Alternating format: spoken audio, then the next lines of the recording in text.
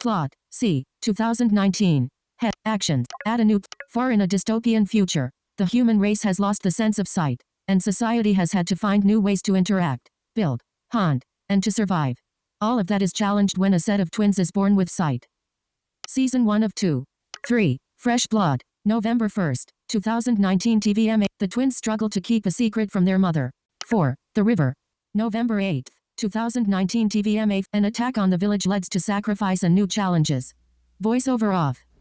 When you're blind and watching movies, what will you find? A blind superhero whose superpowers are acting like he's not blind.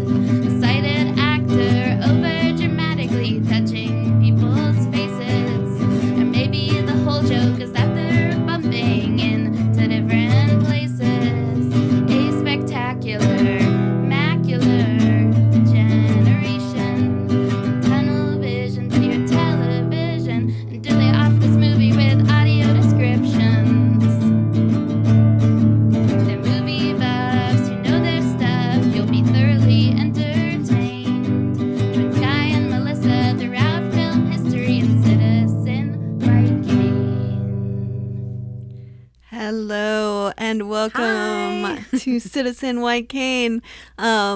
This is the podcast where we talk about movies and TV shows with blind characters. Our tagline for today in the land of sighted movie podcasts, a blind movie podcast, is king of what you're currently listening to. Oh man, these are great. I think I like that one the best. Oh, thank you. I figured it's definitely appropriate for what we're talking about today. Yes, no, please keep coming up with more of those. Thank you. Today we were talking about something that we had talked about before on this podcast, not just in general life. Yes, which is the TV show C. Yeah, it was fun diving back into the world of C.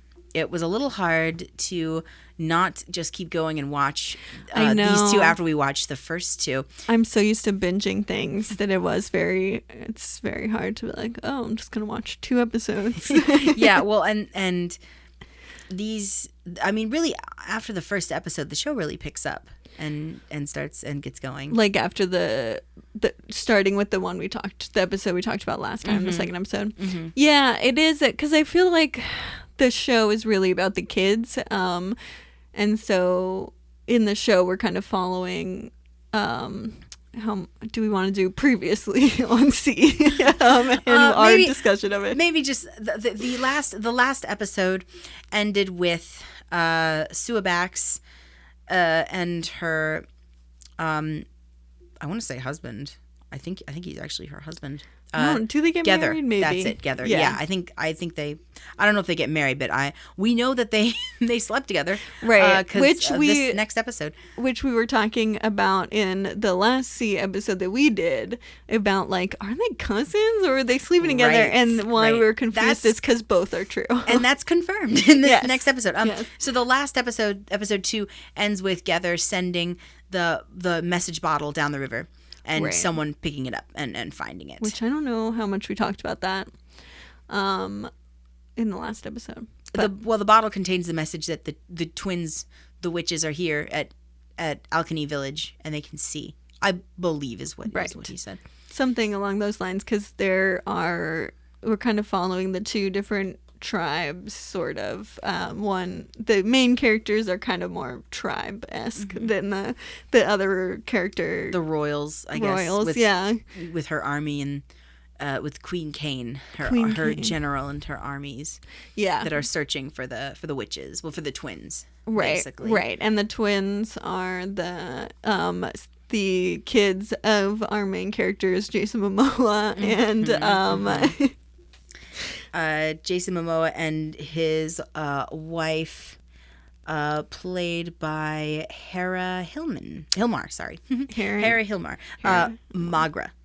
Right.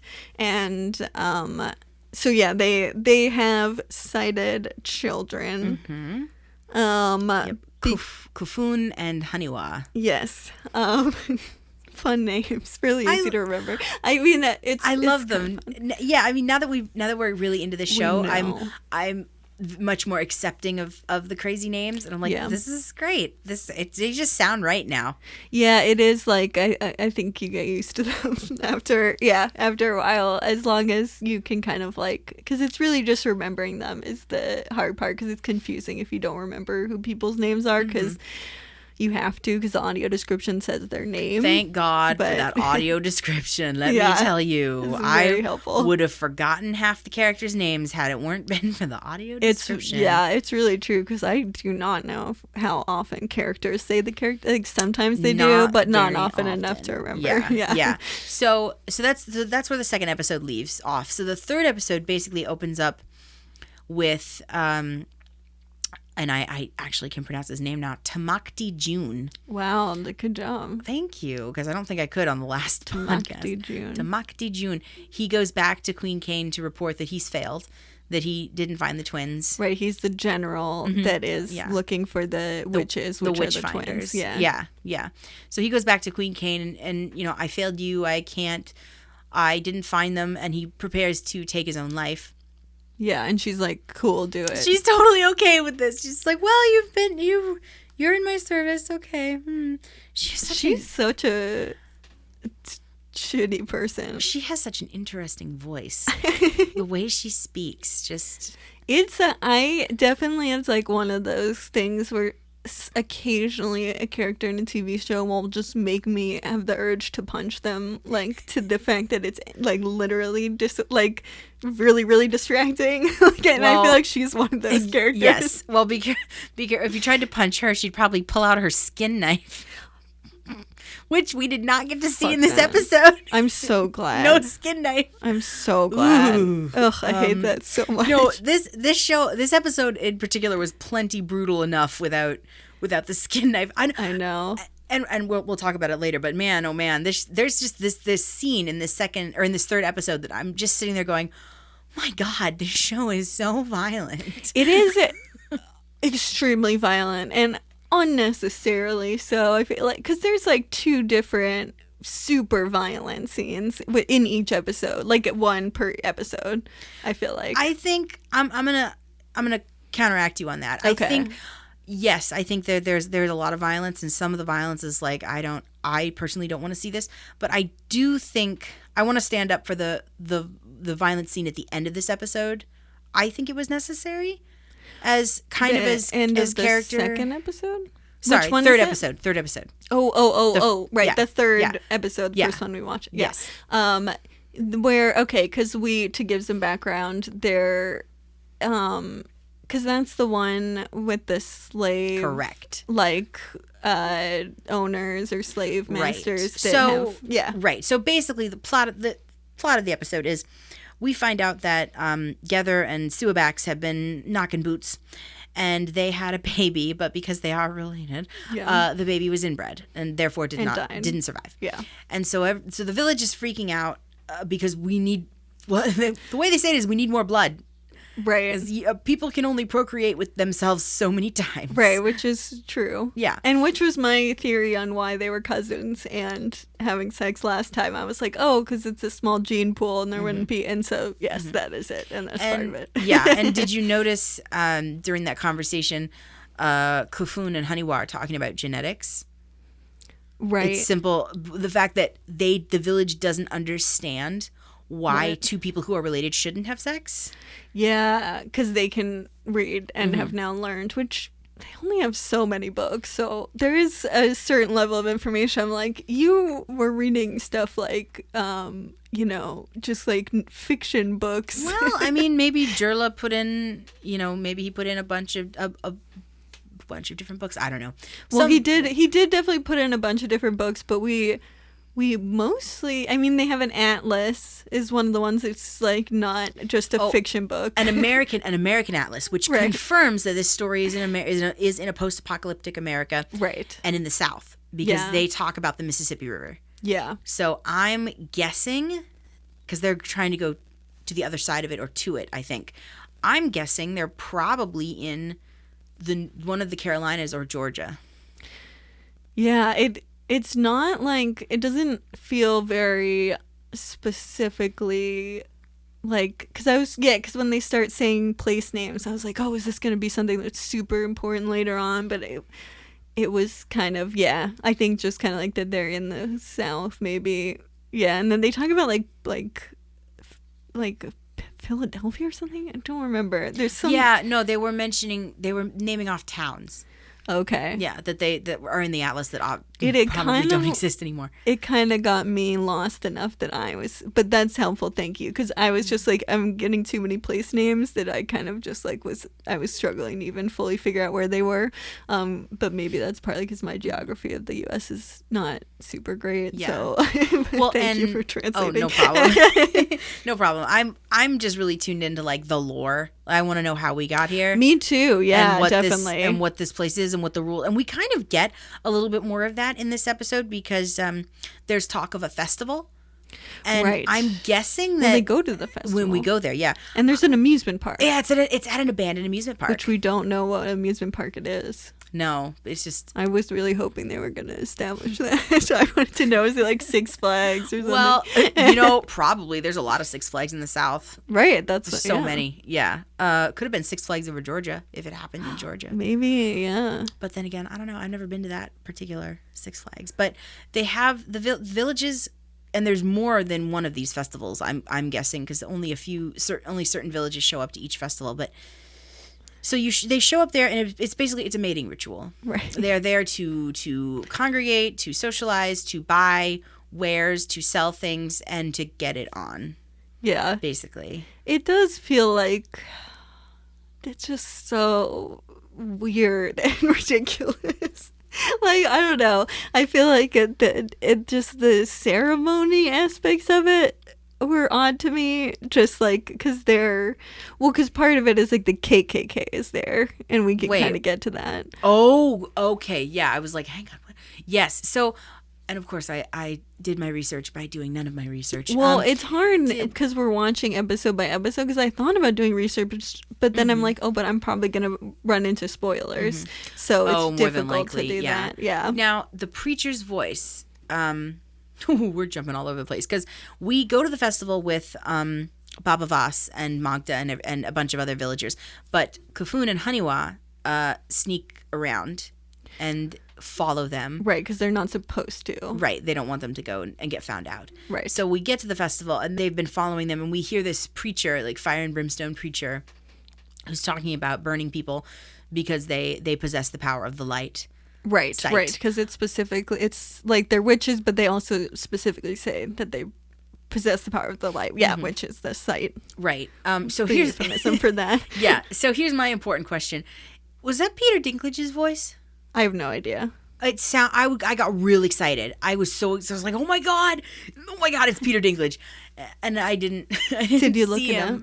Oh, is he not on the cast list? I looked it up, but he's not on the cast list. Yeah, so I don't know. I actually don't think I would recognize his voice well enough.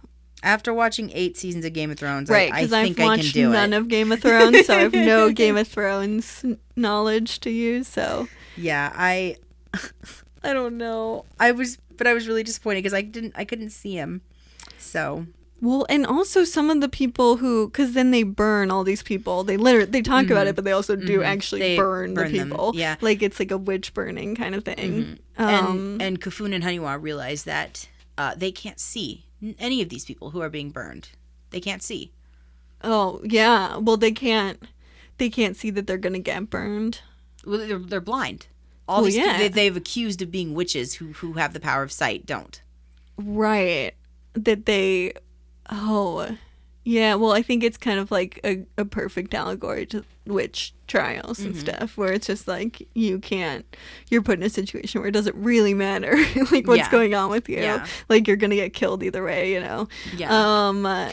Well, and this whole episode, the question and what's being played with is who is someone who is sighted superior to someone who is blind. Right.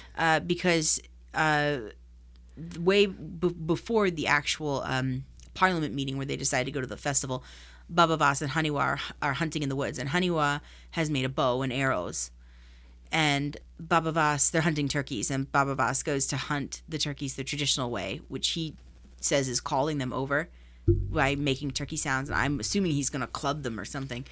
And she says, no, and shoots the bird with an arrow. Yeah. And then is talking to Baba about all this stuff she's learned in the books about weapons and bombs and power and everything. It's kind of almost, I thought of it as the two of them, Kofun and Honeywan, they kind of have like a Malcolm X MLK, like a dichotomy kind of going on. Yeah. Well, it's funny because Haniwa is the one who wants the knowledge and wants to use these things that she's learned.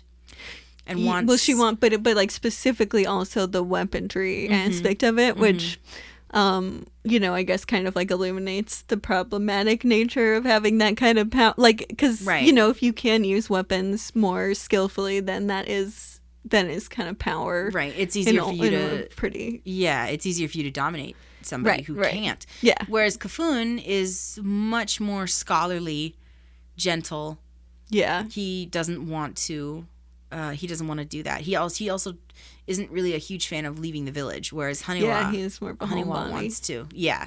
Which I think that's a smart thing to make those two characters be those, like, to make them first of all be twins and to have those kind of like two different ideas going at once, basically. It's between the two characters, like. Because you kind of don't really get that sense until the third episode, so we wouldn't have been able to really talk about that last time we talked about the show, and so I do like that they kind of that's where they're going with that, because I feel like that's gonna make it easier to tell the stories, to like kind of, I guess, explore these as issues, because you're kind of seeing the two different sides of like how that can manifest, but it is like it's interesting that I feel like it's very hard to relate to Haniwa, right? She's the sister. Yeah. I just, in my head, I don't know. Like, do you, it's because it just sometimes I feel like she's very black and white thinking, and it feels like just not good to me most of the time. No, I struggled with her character a little bit this episode because she was kind of, she wasn't doing it directly, and I don't think she meant to, but she was kind of discounting Baba because he's blind. Yeah, no, she was like, can't see. Full on, like, fucked up ableism shit. Like, she was like to the point that it was like, oh, this is like not. Right. And I'm like, girl, he raised you. Right. Like, you guys are alive because of him and the other village. Yeah. And just because, just because you have sight and you can read and you can learn, all of these different things, and you can make and shoot a bow and arrow, don't discount Baba Voss or any of the other blind people. Because she also says, like, I don't want to go to the festival because I don't want to mate with a blind person. And because they wouldn't be on my level. And I'm like, fuck girl, you. Yeah. That's not cool, dude. Yeah. So I feel like that, it's well, it kind of brings up issues about in our world about blind parents raising a sighted child. Yeah. There are, and again, this is my hearsay. I cannot confirm or deny this. But there have been court cases where, like, courts have tried to take kids away from blind, from parents who are totally blind, because they're just not fit to raise a child, which is just is stupid. Kind of sort of eugenics. It feels like. I don't know. It definitely seems like it. But yeah, no. And that kind of stuff is really horrifying and still very common. And there are families where one parent is blind and one parent is sighted, and the blind parent will take the kid and go do things. There's a really great book written by a blind dad. He's written a couple of books, but the one I read or saw was Cockeyed. And of course, because I'm just thinking of it now, I can't remember the author's name. I will look it up. Because he writes about being a blind father. And he's actually been on This American Life a few times, too. Oh, I think I've heard it, because I know you've heard. Yeah. Because I thought about my dad who grew up with a blind father. So, and just my dad's stories about growing up with a blind father and what that's like. So, though I didn't grow up with a blind father, I definitely had a father who did. So it is really interesting to like hear those stories from the know, a kid's point of view, I guess, for my dad. But here we go. So the book is Cockeyed, a memoir, and the author is Ryan Knighton. Okay. And he's, like I said, he's been on This American Life. I remember. Him. I do remember some stories from This American Life. Yes. But the book is very good, and I got to meet him and go to a book signing. Oh, nice. He's a really cool dude. That's awesome. But so thoughts that this episode brought up. Yeah. I think that's definitely it's interesting because it's like that is such a big issue in the world we live in because it's a sighted world. So the idea of it being an issue in a blind world seems like really stark, because it's just like, why would you like have that, feel like you have that power when there isn't even that societal like, you know, norms that you're kind of breaking societal norms to be shitty, which is weird. I mean, it's amazing because nobody taught her to be ableist, you know. Right. Baba and Magda and Paris didn't sit her down and be like, okay, you're sighted, you are better than. Right. She would have had to come up with that all by herself, which leads me to wonder if that would actually be true. You know, like you can't really do that as an experiment, but because part of me was like, where would she have learned this idea of ableism? I mean, I don't know if she would learn if she would learn the idea of ableism on her own. But I mean, she's seeing, you know, there are definitely things that she can do that a blind person can't. Right. Well, I mean, I'm sure Baba could shoot a bow, but you know, I don't think he could hunt as good as Haniwa. Well, there's a lot that they can't do. Yeah, I mean, well, and you know, if you're able to kill someone from afar and no one else is, like that's an extreme amount of power. That's a big deal. Like, that is a big deal. She even has a whole monologue about it when her and Kafun are sitting on the waterfall, and he's reading and she has her bow, and she's just aiming it at random villagers, and she's like, I have so much, like, I have power, I could kill them and they'd never know who did it, and they'd never catch me. I don't like it. I wonder if she's gonna become a villain. It did kind of almost feel like Frozen. Like Frozen. Because it's just like a sibling relationship where one of them becomes a villain and you're partly like, why? Right. But Elsa, and I have to say this because my friend I have a friend who loves Frozen, and she'd kill me if I didn't try and defend it. Elsa's not really a villain. Elsa is scared. But I don't think Haniwa is going to be either. No, yeah. And I mean, I think both of them are, but I was kind of bothered by Frozen because it feels a little bit off to me. It doesn't completely ring true. It seems like it's a bit off key of what the actual reality of how humans work is. Like that it's not like so completely off that it's, you know, like just unsalvageable, but it always struck me as like, why would she, with like having that power and doing all that damage and being like, because I guess it's just like the idea of being a teenager and but being you have dumb. Well, sure, but you have to also consider what she learned from her parents, from her father, you know, conceal, don't feel, and then when they go away, that's all she has, and there wasn't anyone there to tell her, oh, you shouldn't be afraid of your gifts. You should embrace them. Right. You should learn how to use them. You know. Yeah. Oh, that is interesting. It does. That situation does kind of parallel to this episode. Yeah, that's why I brought it up. Hey, look at me. There you go. Way to go. No, it just kind of hit me like a brick or like. I a like stack how of at bricks. first you were like, wait, what? I don't get it. Oh, I get it now. But yeah, I mean, I think that like. Well, maybe Kufun will have to save Haniwa. Well, like Anna saved Elsa. It does feel like that could easily be part of it at some point. Yeah, like that could be something they're working up to. I don't know if it's something that'll happen, but it definitely wouldn't seem totally off to like if it did happen, you know. But it is. I mean, I don't know, because those two both have this as a trope, I wonder if it is just like a trope.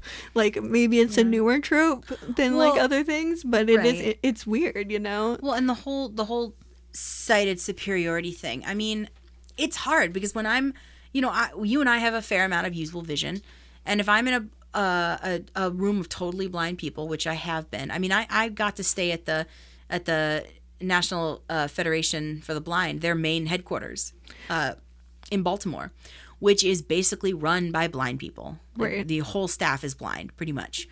And they run the center, and they run it, like clockwork. They do an amazing job. Their president of the organization is blind. And yet I sometimes am in a room with all of them, and I'm the only person who can see, or one of few who can see. Like, has any vision, you mean? Yeah, sorry, has any vision. You don't have to say you can, because that's really Right. different from a sighted person. Right, you're right, because thank you. I am one of the few people with vision, with some usable vision. Yeah. And I do kind of find myself thinking about that question in my head, like, oh my God, how do I act around these guys? Because I don't want to come off like an asshole because I have usable vision. Right. And I think, yeah, and that is very hard, because I think that, like, you can kind of like think, oh, well, does my blindness even really affect my life? But then you have to be like, yeah, it does. It really does. It affects my life all the time. It's a really big, it's not that just because I have some vision, it doesn't mean that I'm not a blind person. I don't have that identity. And I think that, like, it is important to remember that, like, 90% of blind people have some vision. And in a way, I've been thinking a lot about it. We haven't had any representation so far of any single person who actually has the vision we have. And that's 90% of blind people are not being represented at all. And I think that also can be a weird thing. But that's kind of, I guess, another point that's, like, not necessarily to the point you're making. But it's just something that came up. But I hear you. Like, that'd be an interesting challenge for an actor. Play someone who can see, but not well. Right. We'll play a blind person that's part of the 90% of blind people. Right, That's how I would word that. That's better. Yeah. But that's because I mean, I think because, I don't know, and I think that comes from me, like, being very, like, militant about that, just as someone who was not diagnosed for 10 years. And I do think if there was more representation of people like me, that would not have happened, because I literally only found out that you could be a blind person with some vision when I was diagnosed after being one for 10 years. And so if I can't know about it when I was one for 10 years, then that's bad, especially when it's 90% of blind people. That seems wrong. Yeah. And I mean, if you do the reverse, if you put me in a room with a bunch of sighted people, and then I'm the odd person out, then do some people think that they are superior to me? I mean, I've definitely. Oh, yes, they do. I can confirm. Yes. Oh, yeah. I mean, happen. I definitely have had that experience. So it's hard. It is a struggle, because I definitely don't. I don't ever want to see myself as superior to someone else, because I can do something that you can't do. Yeah. We're not. It's not about who is superior and who is better. It's about the fact that people have different abilities. Right. And it really has nothing to do with your like, morality at all. Like, like, ability and morality there's no connection there. Like, right. It's just like, to say that they're inversely connected. I just think there's no connection. They just don't, how your abilities has nothing to do with your morality. They're just two different measures. And there are plenty of blind people in this show who are assholes. Right. There's a lot of them, I feel like. It is, like, which I think there's most of them are. And that is the thing that I don't understand. Like, I mean, like, in the world today, like, most people are fundamentally good. So why would a blind world have so many more assholes than the actual world? It doesn't, like, make any sense. Well, but that also implies the trope of the blind or disabled person as the innocent. Oh, they're innocent because they're disabled, and they wouldn't know any better. And why would you ever suspect them? I mean, okay, so I carry a big purse with me, or a backpack or whatever. And when I go to the movies, I, of course, will usually buy something at the concession stand, popcorn, a drink, something. 9 times out of 10, I'm sneaking something in my backpack. And almost nobody stops me. No one cares. Nobody cares. Well, no one cares. And even when I was working in a movie theater, I wasn't stopping people. But still. Right. I don't think anyone has ever gotten stopped for doing that unless it's so fucking obvious. I mean, I think occasionally we get, like, sometimes special treatment. But I don't know. I've never really totally been aware of like it being clear that I was getting any sort of special treatment. I don't know. I mean, it depends. I think that if it's like, if I get it, it's probably something I don't need or want, you know, like, which, I mean, makes it hard to really remember. But like, yeah, I mean, I think that it doesn't, there's a difference between people being, because there would be no one to be like, oh, poor you in this world other than the like few sighted characters, like, which sometimes they're sort of like that maybe, but not totally. Like they don't, like Honeywell, I guess, would have to be the one who would be the closest to like being like, you know, what's the right word, patronizing. Yeah. But like I think that, yeah, just that blind people, I think, do not like just a world of blind people would not be more morally suspect than a world of sighted people, or a world, you know, our world basically with blind and sighted people. But but I think the fact that the characters are just, it is so extremely different. Like it is inverse. Like I feel like in the real world, like 90% of people are just like trying to do the best thing, and like when they do stuff that's shitty, it's like coming from an intention that was not meant to be like, you know, aggressive. It's really just coming from some sort of like, you know, ignorance or just not paying attention. You know, most people generally, given the option, will do the right thing and be a good person overall. We hope. Like, yeah, but I think there are people who are not like that, and but they're not. Right. They're like 10% of the population, maybe 15, which, you know, can be a lot, because those people do sometimes make your life a living hell. And if you have one of them that's in your life in a certain position of power to you, that's something you think about all day and all night, and that's going to really affect your life. So it seems like there's more of them because they take up more brain space if they're in your life. But like statistically, they're like 10% or 15% of the population is like that. They're probably at a higher end. So the idea that in this world, like 90% of people are like horrible, it's just like, what? Why would that be true? And I think I think that's another one you have to chalk up to TV logic. Like, right, which, and I don't it's a watch, drama. You I have do not to, watch you know. TV shows that are like that. So this is something that because that is a kind of thing in a TV show that I'll be like, well, I'm not going to watch that. So I have no TV reference, because I will purposefully not watch a show that has that's true, because I'm like, I'm not going to believe a world where 90% of people are assholes. That's not how the world is. And it just, I don't know, it always makes me think that the writers are assholes. Like, because, you know, like, it's like, do you not have empathy for humans? Do you not know what's going, like, are you part of the 10%? If all your characters are, that's got to say something about you. If you can't get the range of human decency, right? And that is a question I can't answer. That's I think that's a question for Stephen Knight.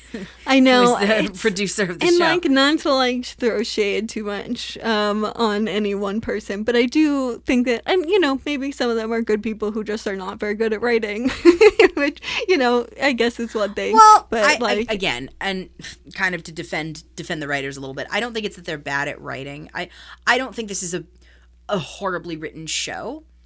But I think that this is the story that they want to tell. They don't want to tell a story about the real world or about nice people. Yeah, there are good people. Why tell this story though? Well, and again, we've only seen 4 episodes, so we haven't, haven't experienced the entire story. I feel like we have a good sense of like the perspective in different ways. But I guess like what do you think? Like, why make all the characters mean? What's like, because I think the narrative like reason for that is really the only important thing in this discussion, kind of, if that makes sense. I think the characters are mean. I think it's okay. I think it is it's a power struggle.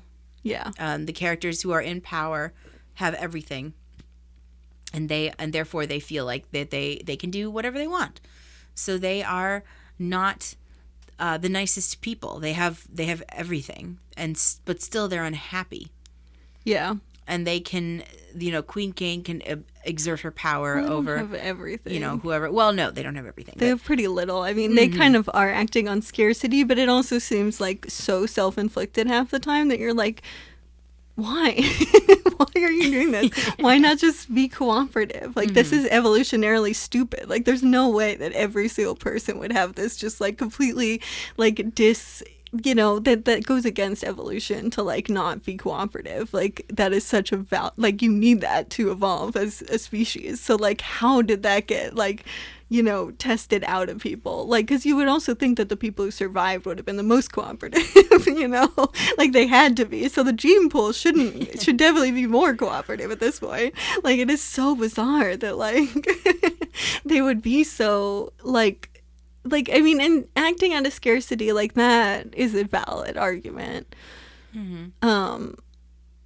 Like that would be like the only thing that I would be like, okay, acting out of scarcity, that's fine. Like I'll relate to that because people do act. That's how you get the worst out of people. Like good people act badly in scarcity because scarcity is like abusive and not in when people lash out at abusive situations, that's that's normal part of abuse.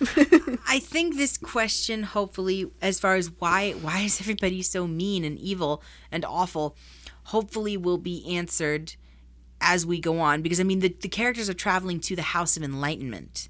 So right now we are the characters that we're meeting are acting like you said with scarcity in situations of abuse. They're acting on their base instincts. Yeah. Basically. I mean the people can seem incredibly animalistic. They are acting on what their id is telling them to do. Like their very base natures. I need to hunt, I need to eat, I need to procreate. I need to find shelter. They're blind, so you would think that like, why would that be? I feel like blind people in scarcity it's I don't know. Like I've had scarcity in a lot in my life, and violence is definitely not the first thing my hand goes to. It's like I feel like my scarcity reaction would be far different from that. Like my scarcity reaction, because violence just seems dumb. You're gonna get hurt when you do that. But I think you also have to consider the world that has been created. I mean, because if you compare this to something like Children of Men, that world had scarcity too. Yeah.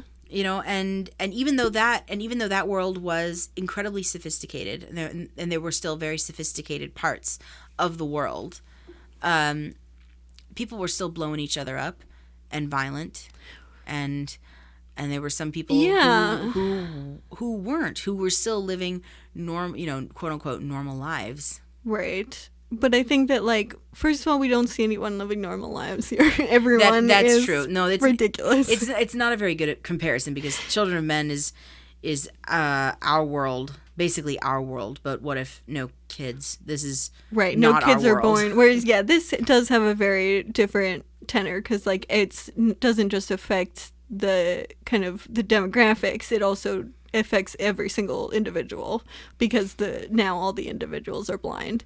So like I feel like that does make a big difference in like how you conceive that world, like because that kind of has to be your starting point. And I just think that like if everyone becomes blind, cooperation is going to be the number one thing they're going to think. Like that's like that makes sense. And you do see society cooperate though. I mean, you do the village of Alkany, but not really. Like we followed two different communities, and both of them are extremely like they're civil wars, like they're extreme civil wars, like people are killing each other in both of them, like so there's no harmony whatsoever, because even within the tribes they're killing each other, like so that's not harmony. That's not cooperation. It's like literally like me versus us, like, and this is everyone seems to be operating on me versus us, and that is ridiculous, because it's like I don't even think it would be us versus them that often. Like I feel like it would be like we are so few, we have so little ability to do something as an individual. We need to come together as a community to figure out how we're going to deal with this, and like to build back our community collaboratively, because that is going to be just like that's going to be so necessary. But if you think of, these are generations after generations after generations of people who have not lived within our society, and this is all they know, and this is the evolution of this world going to shit, and all we can assume. Well, they have electricity, but they don't have cell phones, they don't have laptops, they don't have any technology, right? And then some tribes, like the village, are living basically on primitive stuff. Right. But then I guess what how do we get from, if we assume that, like, okay, when everyone went blind, there was a lot of cooperation and everyone came together as a community to figure it out, like, how would you get from that point to where we are? I just can't imagine how that works. I don't know. That's the question I can't answer. It's funny because we literally had the same discussion we talked about the first 2 episodes of the show. I know. Yeah, it is. I want it to be more clear. Yeah. Well, we got a very brief snippet of their constitution. Oh, the Constitution in which place? In Queen Kane's hall. There's yeah. that wall of rope, of braided rope. Right. That's their constitution. Because then they talk about that in the first couple episodes, but it's never anything that I can actually remember what they're saying. Well, because basically, so Queen Kane is dead set on catching the children, and the people in her court, Lady Anne and Lord Doone among them, are sick of it. Basically, they're over because it. they're totally over it. So over it, in fact, that they try and assassinate her. Yeah. Which doesn't work. Yeah. Right. Which is, again, Civil War seems to be very, no one's really cooperating with each other, whatever. But like, well, so okay, so we're at the festival basically, and we've just seen a bunch of people burned alive, and then the people from the villages come together in I don't know, a giant, I don't want to say orgy because thank goodness we didn't have to see anything. Yeah, it is, but it is kind of an orgy. Yeah. So okay, so they're having their orgy, and or at least they get paired off. Thank you. That's a better way of explaining it. It's kind of like a key party, I guess. Oh my God, I thought the same thing too. Yeah. So they all get their keys, and which I guess with blind people is easy to play. Yeah, because you would just accidentally have a key party if a bunch of blind people get together. Never thought of it that way. Yeah. So Kofun and Haniwa Haniwa is actually hanging out, watching the pairing, watching some of it, and Kofun isn't having any of it. So he wanders. He's a very because they upset. just burn people. It was extremely upsetting. Mm-hmm. Yeah, it was really upsetting. And that's when we have the KKK. Like, we have people in KKK hoods, which, like, very weird. Like, you're blind. Like, why bother? I don't understand why anyone cares what people are wearing. That's probably filmic language for sighted people. Right, but then it's so distracting. Because, like, if you're going to make something about blind people, a world of blind people, I feel like it's far more distracting for us to do stuff like that, where you're like, why would they have a king? Like, it's also like you're telling us they're burning people. We don't need to know that they're the KKK to burn people. You know, like, that no one's gonna be like, oh, but I like these guys because they're burning people that seem to have done nothing wrong. Oh, but they're the KKK, so now I change my. It's like, you don't need that. Well, maybe just the shittiest parts of society survived. The absolute shittiest parts. Which, like, seems, again, I don't buy it. I wish I was less pessimistic than you, because honestly, I don't trust people. Yeah, well, see, I really don't. I'm not an optimist, but I am a realist. Mm-hmm. And I do understand that history does, over time, things get better, and people in times of struggle work together, and overall, like, we get better as a species, and things always get better. We don't go downhill, like, for too long. Like, obviously it's a jagged mountain, but we're always getting more moral and more caring for each other, and it is such an important part of evolution, is to work together, and we're only going to get more and more of that as time goes on. So this makes literally no sense, and it really, like, I don't know, I'm sorry, Melissa, but I'm very over pessimist now. I get really annoyed. I'm like, we need to have hope, because we're not going to do anything if we don't have hope. Like, that's, like, so, like... Sure. Oh, no, absolutely. I'm all for hope. I mean, I do consider myself to be a very optimistic person. I guess I'm just... I don't know, maybe I'm just rather pessimistic about this show. I don't know. I probably read way too many dystopian novels. Yeah, it is, because I was thinking, like, it is dystopian, but it's also, like, sort of, like, not the, like, simply not the classic dystopian world, because I always think of dystopias as being, like, you know, some, you know, brand new world. Is that the right name? 1984. No, brand new world. You got it. Okay, I don't know why that's not it. 1984, Fahrenheit 451. Yeah, I mean, yeah, two androids are like machines. yeah. Like it always feels The like Handmaid's it has to have robots or something. Sure. Which does not have robots, but it is a dystopian, and then it's in the future and dystopian. So, but it is like, yeah, I don't know. Would you classify this in the category of dystopia? Yes, dystopian, absolutely. Because we have different factions fighting with each other. But I don't know, I would put this more in like post-apocalyptic dystopian. Because when I think of like a dystopia, I'm thinking of, robots is a good example, but an established place, right? A usually city, like a central government, right? With a central usually government. the villain. Yeah, and I mean, there's doesn't have to there's be. a central government here, but it's more of a monarchy. Yeah, it's super feudal. Like era, like it is kind of like it's the opposite of Star Wars in that it's technically the future, but it's extremely the past. Like there's just no future aspects to it whatsoever. Yeah, and as long as your village doesn't, piss off the queen, she'll probably leave you alone. You'll never see her. Yeah, You might not even know she exists. I don't know though. It doesn't seem like you can live a life of like. There's not a single character that's just like, okay, well, I have the stuff that I do day to day, and I have my family that I love, and like, there's no characters that are just chilling. Like everyone is like constantly like, I'm gonna die, or I have to kill everyone. Like not or. It's like those are what I'm always doing, either getting about to die because someone's about to kill, like I'm either someone's killing me or I'm killing someone else, and that's like 90% of my life. And that's like true of all the characters. That's why I think I notice, and I know Jason Momoa's character uses it a lot. Love, the word. He calls his kids love, or dear. He calls his wife love or dear. Yeah, well, and he's also the most like empathetic. Him and Kofun are like the only two characters that are like. I think like, Paris is pretty empathetic. Yeah, I don't know why Paris like bugs me half the time. Well, because she's empathetic, but she's the one who's pushing the hardest for enlightenment. She has disobeyed Baba and Magda.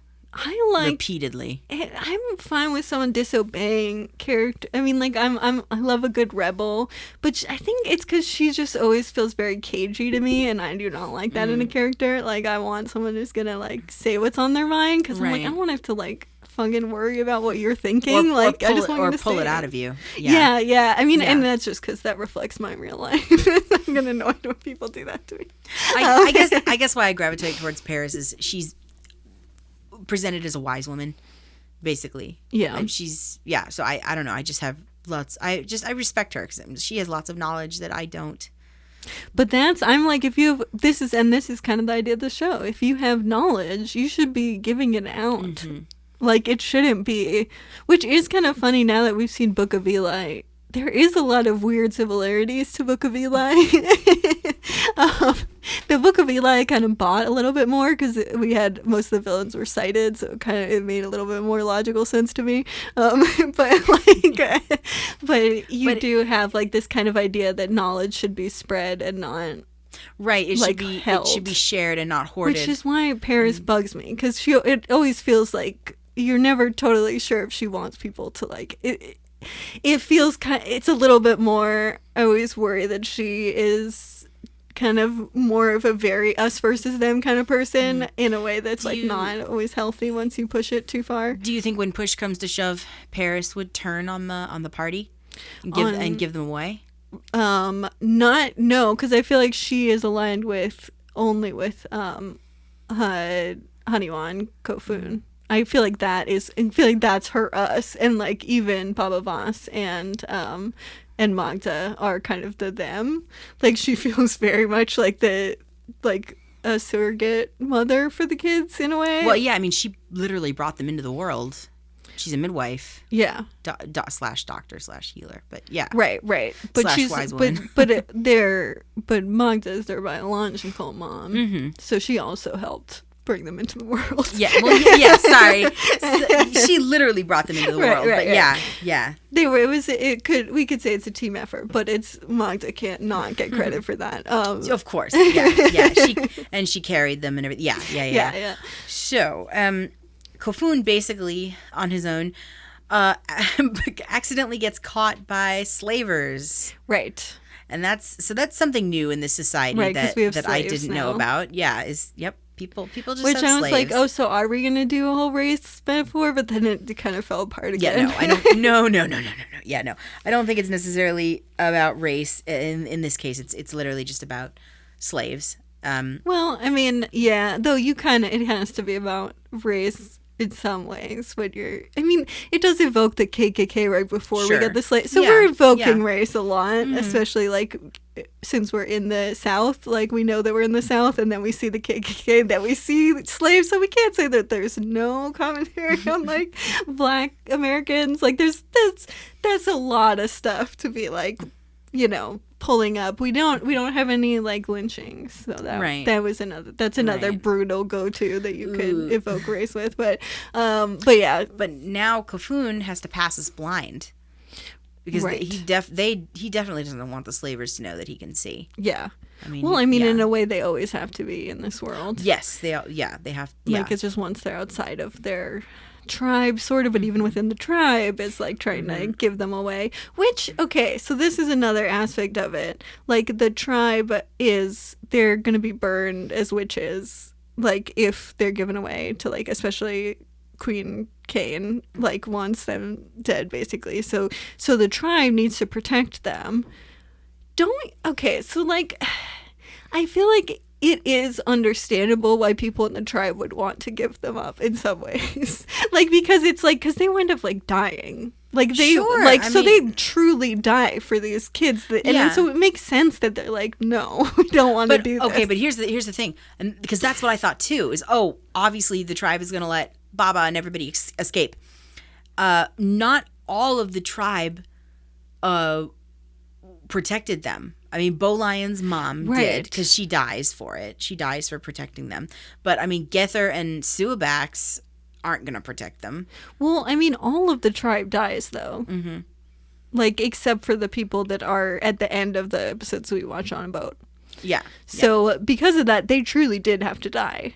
And so you kind of have to, like, in retrospect, it's like I feel like the whole family, like Baba Voss and Magda and everyone, they were kind of asking too much. I just think they kind of like that there has to be some sort of moral, like, weight put on all of their shoulders, because they're basically just saying that, like, we're going to make it so you all die for our safety, and that does not feel great to me. Like, that feels like and the fact that they don't even really have any remorse for that all that much, like, you kind of like, at a certain point, I'm like, why didn't everyone get together and figure out a way so that, like, as a community, again, I mean, not to go totally back to what I was saying before, but in this case, like, there had to have been a way that, like, they could try to protect both the family and the community separately.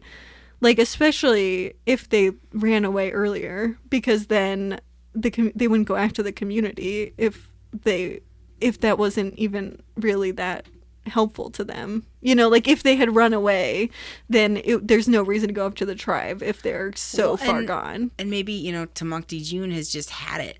He just had it up to here with trying to find these damn kids, and he missed them again. He found their home, but he missed them. Right, because he keeps missing them. Right, so he burns the village out of rage.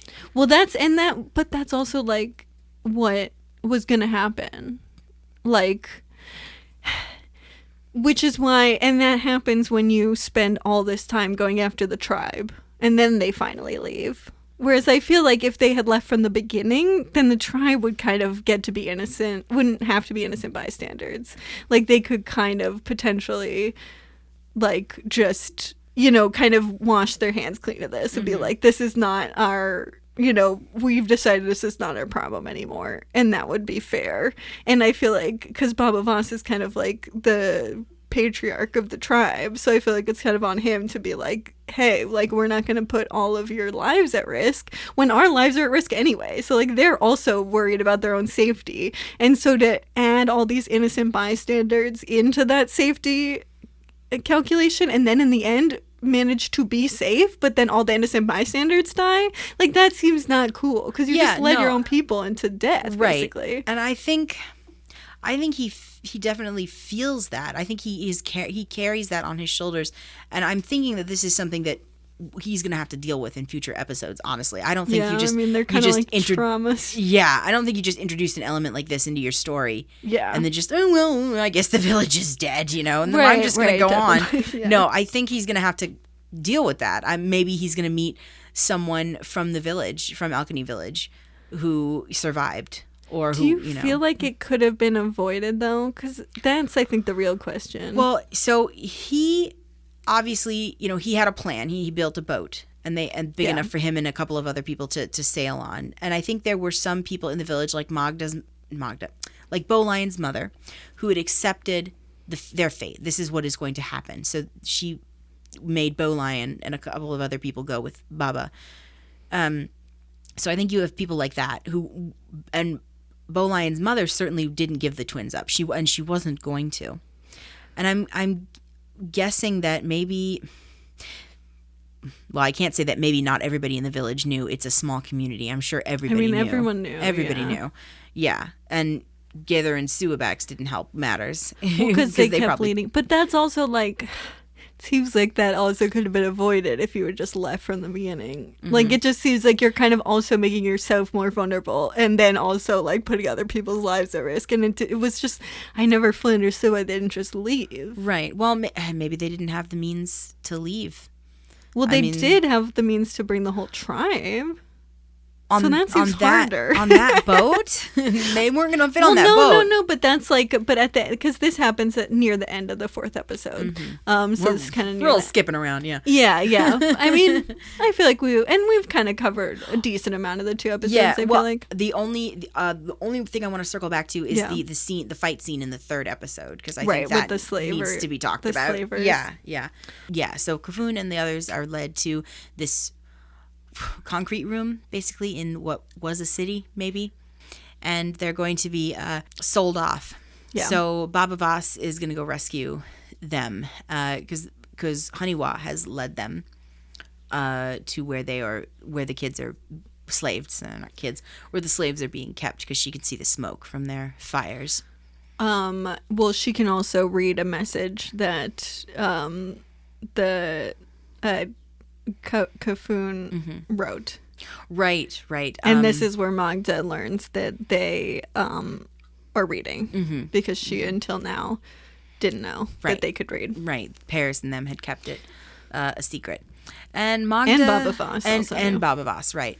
Oh, you're right. And Magda is not happy. Yeah, she's real mad. Yeah, and I mean, I understand. I mean, you have your entire family whom you love and trust is basically keeping secrets from you, and a huge secret. Yeah. To keep. I mean, it really is. I would be mad too. Mm-hmm. I feel like it's reasonable, and I mean, yeah, I guess like I get that that's something that they wanted to do, and then like,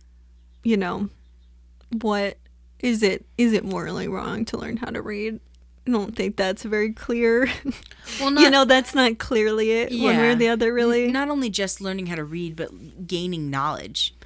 And advancing in their studies as sighted people. Maybe Magda is upset because she doesn't want to lose them to this. Yeah. Because then they want to find Jerla Well, it Morel also puts them potentially in danger, too. Right. And they're in enough trouble because they can see. Right. So that makes it, but it almost feels like the fact that they can't say anything about how they can see, but like makes them more dangerous, because like if you knew they could see, I guess, then you would because they're like Haniwa is like shooting people with arrows, right? Like we know Haniwa's dangerous, yeah, right. But like I feel like if there was more awareness that they were different. I mean, I don't know, but it does feel like they are more dangerous and that no one even knows they can see. So it does feel like as a society they fucked up by like making, sighted people need to like not like be discreet. Just makes, because I feel like a discreet sighted person I would be more afraid of than a non-discreet sighted person. They already have discreet blind people. They have shadows.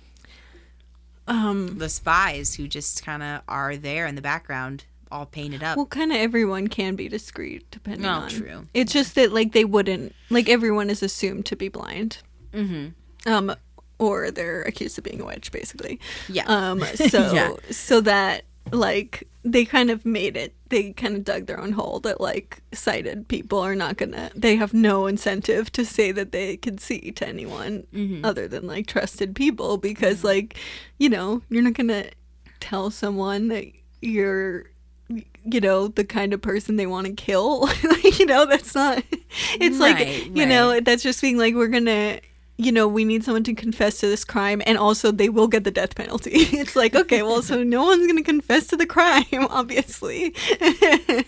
Like, that's not, you're never going to get people to say, no one's going to come forward with that kind of shit. So, I mean, they kind of have to, like, not be openly cited. But which is why I think part of Magda's thing is, like, they are that's endangering themselves, too. Yeah. Like, no, I can see where you're coming from. Yeah. Which is a good, like, parental concern, like that. That makes sense. Oh yeah, I didn't think that Magda wasn't justified in her anger. Oh, totally. She has every right to be angry.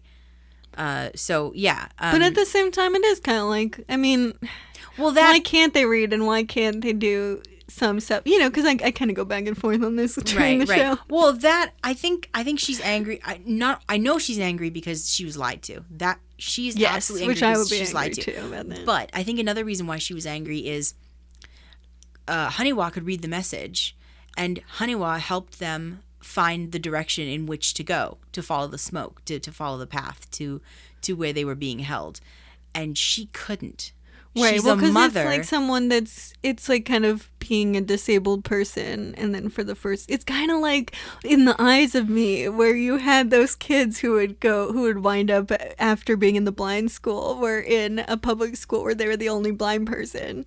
Like, it's kind of, that's exactly what Magda's going through, is that, like, she's so used to just being, like, a abled person in that society, because she is, and once she has the kids, make it so that she is now needing to be a disabled person for the first time, and now she's seeing all the things that, experiencing all the things that her kids can do, and they're out pacing her, and I think a little bit of her anger was due to the fact that she just felt useless. She's their mother, right? And that's a big part of them. She can't protect them. Yeah. I mean, it is. I guess it kind of makes sense that you would, like, because I think that all blind people at some point go through, like, it's like kind of a grieving process of, like, losing your vision. Even if you're born that way, you still have to, like, it's just your grieving process goes to the same of coming of age. Well, yeah, because if you're born with almost no vision, I mean, you are born into a world that's not made for you. Right, you have to figure it out. Which it would make sense that, like, instead of, like, someone becoming blind later on in life, she's becoming a disabled person later on in life. But it's still the same dynamic of, like, now she has to, like, now she's just much more aware of the, the things that annoy us, like, and I mean, and that's something I think about, like, why I would be reluctant to, like, teach certain ages of kids, especially teens, because, like, there's, like, a sense of, like, kind of just being shitty about people's disabilities, and, like, be like, oh, you can't see, well, I'm gonna, like, do stuff that I'm not supposed to do in a way that you can't see it, and, like, that stuff gets me really mad. And so, like, that's something that I think I can still, I can handle it, but it's, like, a stressful thing that I have to deal with as a teacher that a sighted person wouldn't need to deal with. And I think that's, I've heard that a lot from other blind people I know who teach. Like, so I think that's kind of, like, I think she's kind of also getting that, like, it felt a little bit of that dynamic of, like, they're able to kind of communicate to each other, and it makes her feel like these are my kids, but they're not really, like, they're kind of have a different relationship with each other, and kind of leave me behind, and I'm not part of their life in a way. Exactly. She knows that once they get to where they're going, wherever that is, she's going to have to let them go. She's going to have to make that choice because I don't know what Kafun is going to do, but obviously Haniwa wants to go with Jirla. Right. Well, and because at one point in the 4th episode, they, I think, or maybe at the end of, I don't remember exactly, but they literally say that Kafun is like, I want to stay at the village, and Haniwa says, I want to go and leave. So this is not even in us inferring. That's just we both say those lines. Yeah. So, oh my gosh. so they make it to the city, to the ruins of the city, and Baba decides to go on alone. For the slavers. I mean, he kills all the slavers. Oh God, yeah. And so we learn that Baba, his father, was a slaver, and he was trained as a slaver, and he decided, I don't want to be a slaver anymore. Right, but he was like the beginning of his life. He was a slaver. Yeah. So, and Haniwa wants to go in and rescue them because she has sight, or rescue Kafun because she has sight and she can do it. And he's like, I don't want you to see this. Right, exactly. And because Baba has to do some really fucked up things to these people. Well, not to the slaves, but the slavers. Yeah. And you see him like getting his swords ready and taking off his utility belt and picking up gravel. And I'm like, why the fuck is he picking up gravel? And then I gotta say, I mean, it was a really cool fight scene. It was a so really brutal, cool fight though. scene. It was so brutal though. I could not handle it. Oh no. So when Baba, to dispatch the last slaver, when he shoves his sword down the guy's throat, I'm sitting there going, oh no. Oh, I was coughing. Like, I was just, oh my God, I'm going to be sick. I don't even want to talk about this. It's so horrible. Okay, so I No, it's fine. But it's just awful. I won't go into excruciating detail, but it's awful. But it was really cool to watch him do it, like to watch him fight. Why did he have to be so brutal? I know. I feel like he could be a lot more humane. He could have dispatched them without dispatching them, but like the little things he did, like the floor was wet, so he threw the gravel so that he could hear all of the footsteps. He used his swords as guides to help him navigate the room. And then, to help him dispatch the slavers. Yeah, this show seems to really care about how people could fight while blind and, like, literally can't even get the actors to not look at each other directly when they're talking to each other. It's so bizarre where their, like, priorities are. Like, they will do, like, the all this complicated seed work for, like, how blind people fight. The most boring part to me. And then they literally are always looking at each other when they're talking. It's like, why would two blind people just look directly into each other's eyes? It's complete nonsense. Sorry, but anyway. I don't know. Sorry. I can't answer. I cannot answer that question. But I mean, it's this amazing like show of dexterity and skill, and like Baba is extremely capable, and I wouldn't want to get in a fight with him. And of course, definitely not. But I don't know. Does it not bother you that like all of the times that they actually think about what it would be like to be blind are literally to murder each other? Like they just do not care when it's anything else. Like because they forget that the characters are blind. Obviously, like it gets worse. I feel like we talked about this a little in the first two episodes, but it gets worse. Yeah, I think that maybe these people have just been living with each other for so long, for all their lives, that they don't want to actually hear each other. Like, because you have to like face each other with your ear, and that would make sense. Mm-hmm. Like that seems to me more intimate, because then you're hearing them. Yeah, well, and at times they do. Not all of the time, but don't. Yeah. No, most of the time it looks like two sighted people in a room. Yeah, talking to each other. Which is so jarring to me. I don't know. Like, is it not jarring to you? Because I notice it every single time, and it just seems like the actors, all they need to do is just be like, I'm blind. Like I can't see this person. I don't need to look at them. I just need to be better about really watching for it, because I was just so concentrated on what was happening this time around. Whereas maybe I was the other way around. Sure, but whereas like when the movie with Butterflies Are Free, that they're openly, like he almost never looked at her. Yeah, or his mother. because they did such a good job. Right. And I noticed that. Yeah. Because that's something different. That's something that I, as a sighted person watching sighted people on TV, don't get to see a lot. So I guess as a blind person. sorry, as a blind person. Hoo-hoo, yeah. As a blind person watching sighted people on TV, I guess I just don't notice it, or it just didn't register with me this go round. Because I mean, I know what a sad state of affairs that we only know. notice when it's realistic and not when it's not. Well, but we definitely touched on the conversation in episode 1 that Baba and Gether have, because Baba is like all over him. He's close to him. He's tilting his ears toward him. He's listening to his heart. He's touching him. He's having this interrogation. Right, but again, it's like sight. violent. It's like literally they never ever think about blindness when it's not violence. Right. Well, when he was talking together by the tree, I don't think he got violent with him. Right, but it's intimidation. Okay, yeah, okay, you're like right. which is yeah. a part of violence. Yes. Like it's not, because I think what if I think, okay, everyone's blind in this society. I have a billion thoughts about how that society works. Not a single one has to do with intimidation or violence. Like, literally none of them. Whereas, like, you have infrastructure, the way that you do the infrastructure, and they, like, do this.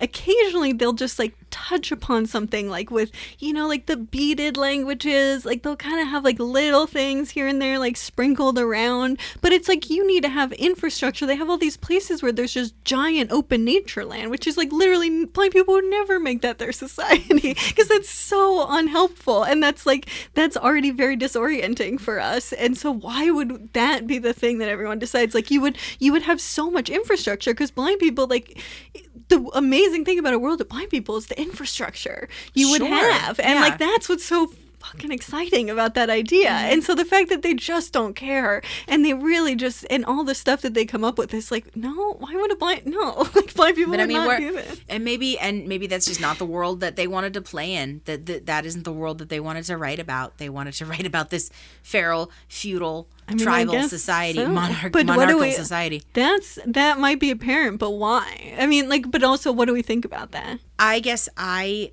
am coming at it.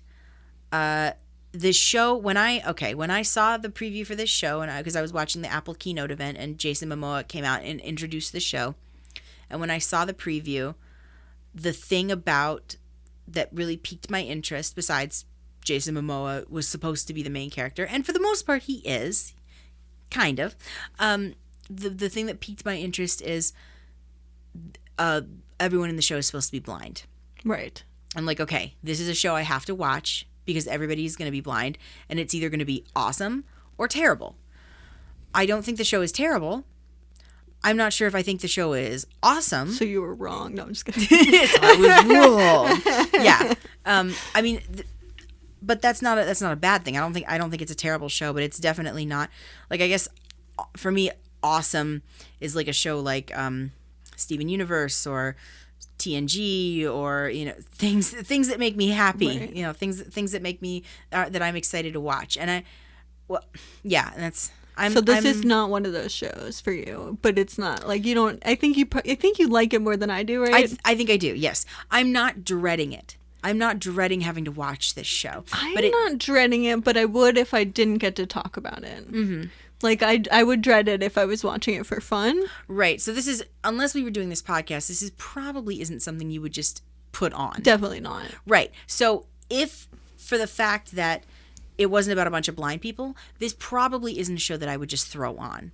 I see. Okay. So it's kind of like that's the blind aspect is right. The blindness hooked me in, but I'm more accepting of this, whatever this world is that they have created, because I come from fantasy. Right, you know, that's what I was going to say. Enjoy that type of stuff. A big fan of fantasy that is allegorical. Sure. And if it's not very allegorical and not allegorical in a way that I find helpful, then I don't like it. Like, for me, it's like you create a world, and you're creating a world to say something about our world right now. And if you do a bad job of that, I'm over it. And that's, like, I think kind of, because I do want to say that I really do think that most of my favorite things at a certain point are fantastic, have a fantastical aspect, but they all are also allegorical, like very allegorical and deal with issues I care about. And so I think that, like, the difference might be that you're kind of wanting a world, like you're kind of wanting some coherent idea of a world. Would that be right? Yeah. I appreciate a world that is well thought out, that has lore that goes along with it, or at least a show that is letting me experience. It's internally consistent. Different parts of the world. Even though I don't know everything about this world, I am much more willing. People in this world are super violent, and there's no infrastructure, and blind people wouldn't do that. I guess I am more accepting of these things. You'll suspend your disbelief up top if they don't then contradict them. Like, because do you get bothered if like something the world is really not clear what's like it contradicts itself, or there's like plot holes? If you like, do you like Lost? No. Okay, so we figured out the difference. Fuck Okay, Lost. I got Okay. it. If you set up this thing and you set up these rules and then you break those rules, Right. unless you have a good justification in the story why those rules are broken, that's fine. But if you set up a bunch of arbitrary rules and then just go, for no good reason, I'm just gonna throw all these rules out the window that we've spent the past hour and a half setting up. I don't want to deal with you anymore. Good. Okay, so this is good. I think we got. So I think because I also hate Lost, and for the same reason. Because I also get bothered by that just as much. But I think for me, it's like I just have a higher bar you have to clear, because it needs to be internally consistent, but it also needs to like reflect truth to humanity to me. And if it doesn't feel real, like human wise, then that is enough to break my suspension of disbelief. But that is. Yeah, that's it. But I think we got the main difference in how we're seeing the show, which is cool. It's helpful. Yeah, my bar to entry or my bar to suspension of disbelief is much higher. Or much lower. Or much lower, sorry. And mine is much lower. Mine is higher than like most of the people I know. Just for the record, I do have an extremely, extremely delicate like suspension of disbelief. You could break it. Yeah, it is. It's very dainty. You can only go so far until you've lost me. So yeah, but that I think that definitely helps kind of see where the difference in where we're coming from. I mean, it is also interesting, like, how do you feel like when it comes to like the question of blind representation, like how do those two things affect each other, kind of like your ability to suspend your disbelief in an internally consistent world? Okay, so actually, yeah, I think I have a good answer for that question. I have to care about some of the characters. And being blind, the fact that everyone is blind was like my gateway into the show. But if I had started watching and I didn't give a crap about any of these characters, or if the show was just written really poorly, or if the world hadn't been established well enough, we don't know a lot about this world, but right. I don't think the writers are playing all their cards yet. We're getting what they give us, so we just have these little like spoonfuls of information that we can grab onto. If this show came on and these blind people were like driving cars and flying through the air and like we can do everything that a sighted person can do, but we're blind, well, then we'd have a problem. Yeah. And like you have to adapt the world and you have to adapt these characters to this world that they're living in. And I just believe a lot of it. Easier. Like, do you... Yeah, so I guess it's kind of like, are you more looking for like the inability to do certain things, I guess? I mean, that's like a very like, maybe not the best way of phrasing that, and it makes it seem like a bad opinion. I know what you mean. Yeah. I don't want to watch blind people who, I don't want to watch a bunch of super crips. Right. Whereas it is funny because super cribs are definitely the one that bothers me the least of all the tropes. Oh God, see that? I get so angry. It is. That's fascinating. And we make a good pair. Yes. We really have a good like contrasting opinions. Yeah, because I don't know. I mean, like I think when I was diagnosed as blind, I felt like the whole world was trying to limit what I was able to do. And I think that super cribs can make sighted people very annoying. Like, and I think that that is a very fair criticism. But I do think that, like, if anything, a lot of people, at least that I've experienced, when I experience ableism, I think it comes from a place of people, like, not expecting enough out of me, or, like, being surprised when I can do things that they shouldn't be surprised I can do. Oh yeah, I mean, when job interviewers ask me, like, what's your greatest strength, what's your greatest weakness, you know, well, my greatest strength is that I don't underestimate myself, and my greatest weakness is I let everybody else underestimate me. Yeah. So But yeah. But the super crib still is kind of, but it's still annoying in that, is it like, do you I mean, I don't know if you have like a full idea of what, but is there like a certain aspect of the super crib thing that makes it one of the most annoying ones for you?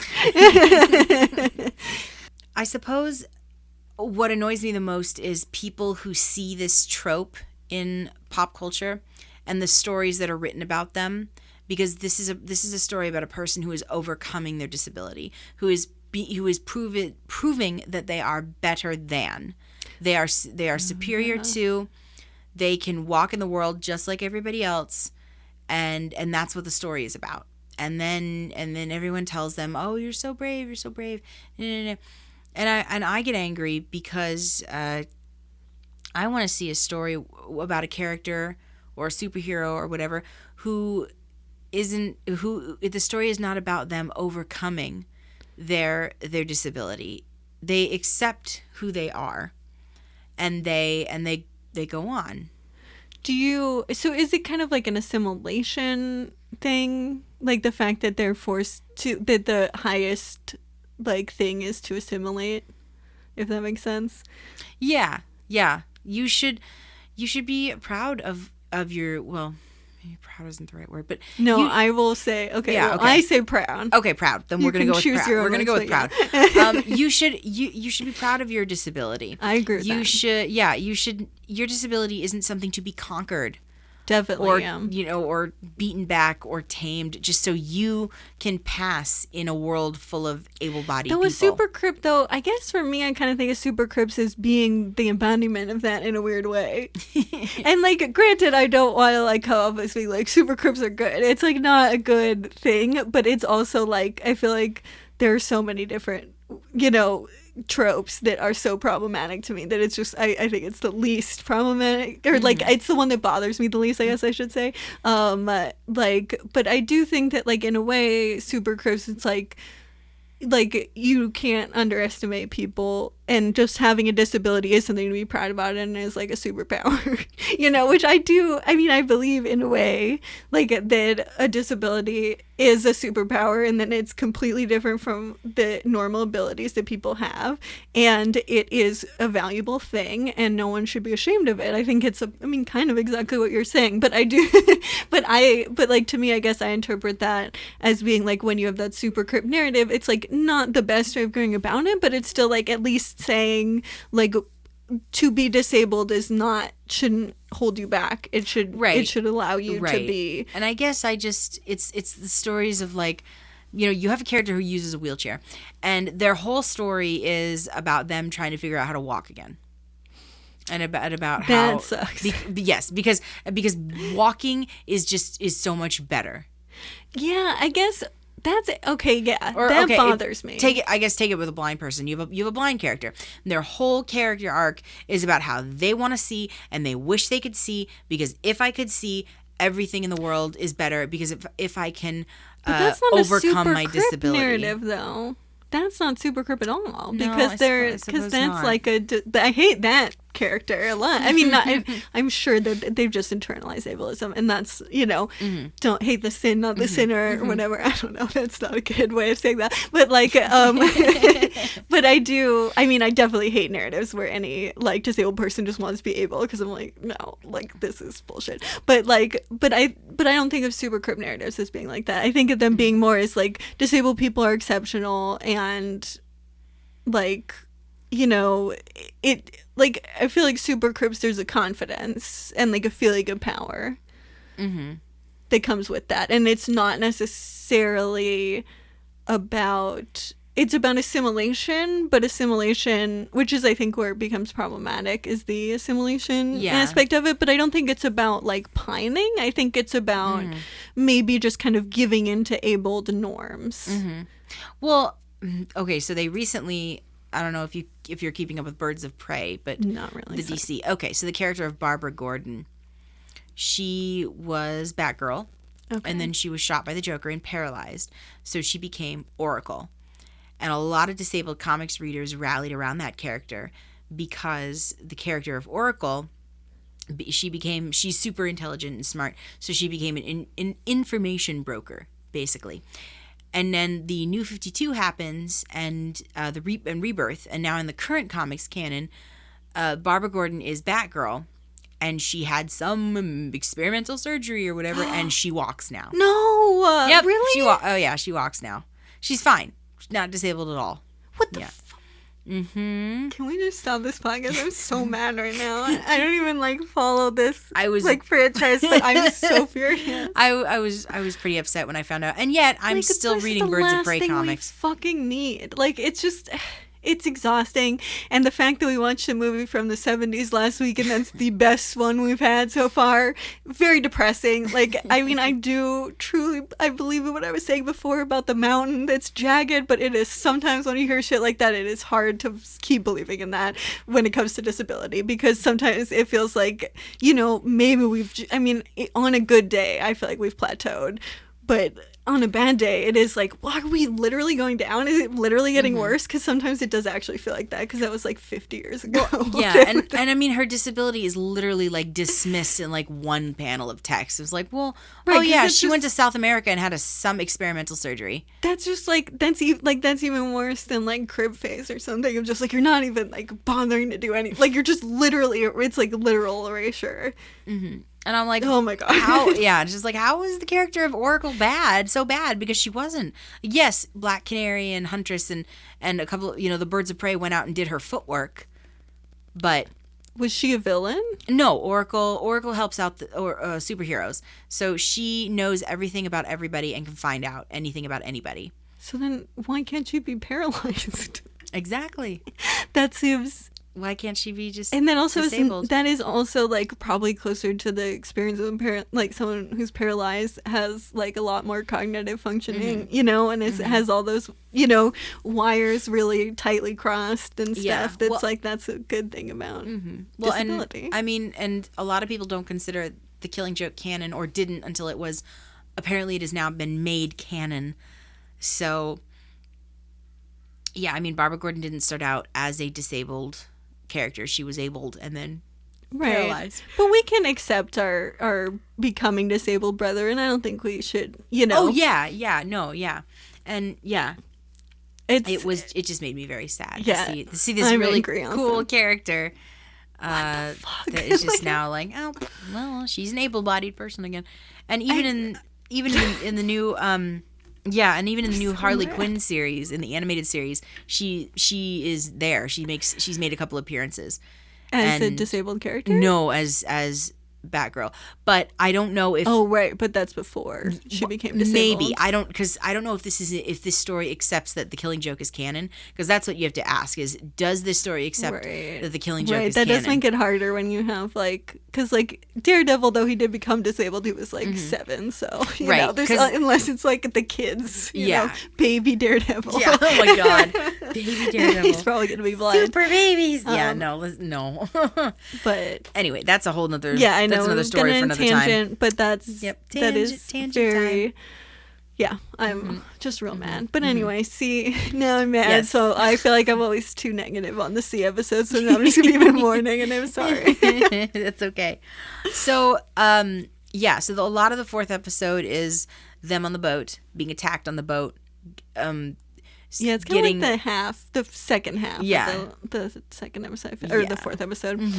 They're I think we've kind of touched upon this sort of, because they do wind up fleeing basically, and the people who are fleeing is just Haniwa Kafun, Baba Voss, Magda, Paris, and Bovine. Bowline. Yep. Bowline. Bowline. Bovine's like There were a couple of people on. There were a couple of other people on the boat, but they right, died. But they get murdered. They get brutally. murdered. Brutal Yeah, murder. brutally murdered. So much brutal murdering. There is literally like 4 different sequences of people being extremely brutally murdered. It's The show is rated MA for a reason, I guess. Yeah. Yeah. But there's no like sex at all, other than like almost the masturbation. none. Yeah. Well, yeah. Yeah. It's. I mean that's a whole nother discussion about like America's. We're okay with watching people get their heads blown off or swords getting down people's throats. Yeah, but heaven forbid you show people having sex. Yeah, and then we wonder why we have all this gun violence, and also people are so fucked up about sexual stuff and like rapists and gun violence. You wonder. It makes you wonder. Really makes you wonder. Anyway, so they are able to get on the boat and leave. They vote to, and this is kind of like, I don't know, there's a lot sort of happening with the kind of, there's like infighting, and that like Baba Voss and Magda both are like, what even is the thing that, what was the other option? Was it that they would just return? They were gonna camp by they were gonna camp in the forest, I think, and just like start a new. I think that was what was implied, is they were gonna start over and they were gonna camp in the forest. But they couldn't like actually go home, so it does seem like it's a weird decision. Yeah. It's like, I mean, you kind of now are on, you're literally at sea. It's not, it's either not go to the House of Enlightenment or to go there. Right. And, it's like any TV watcher is like, well, I guess, like, obviously we're going to go. Yeah, we're not. TV show. Just going to, we're done now. Just abandons the entire, any sort of, like, there should be a show where they're like, we could go on a journey, and then they, like, have a vote, and they're like, oh, no, people don't want to go. We'll just stay here. Never mind. The most boring show. It'd be very funny, though. But, yeah, but then they do vote to go or stay, and there's 3 people, Paris, Haniwa, and Bowline. No.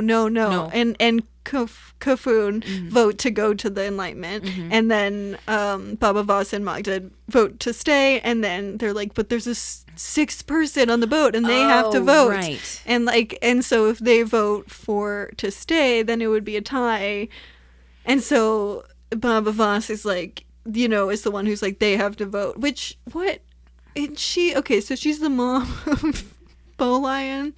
I just didn't even remember what her character really was, other than she's like kind of part of like the Civil War against them. Wait, are you talking about Bowlion or on the boat? Yeah. Was it Bowlion on the boat? Yeah.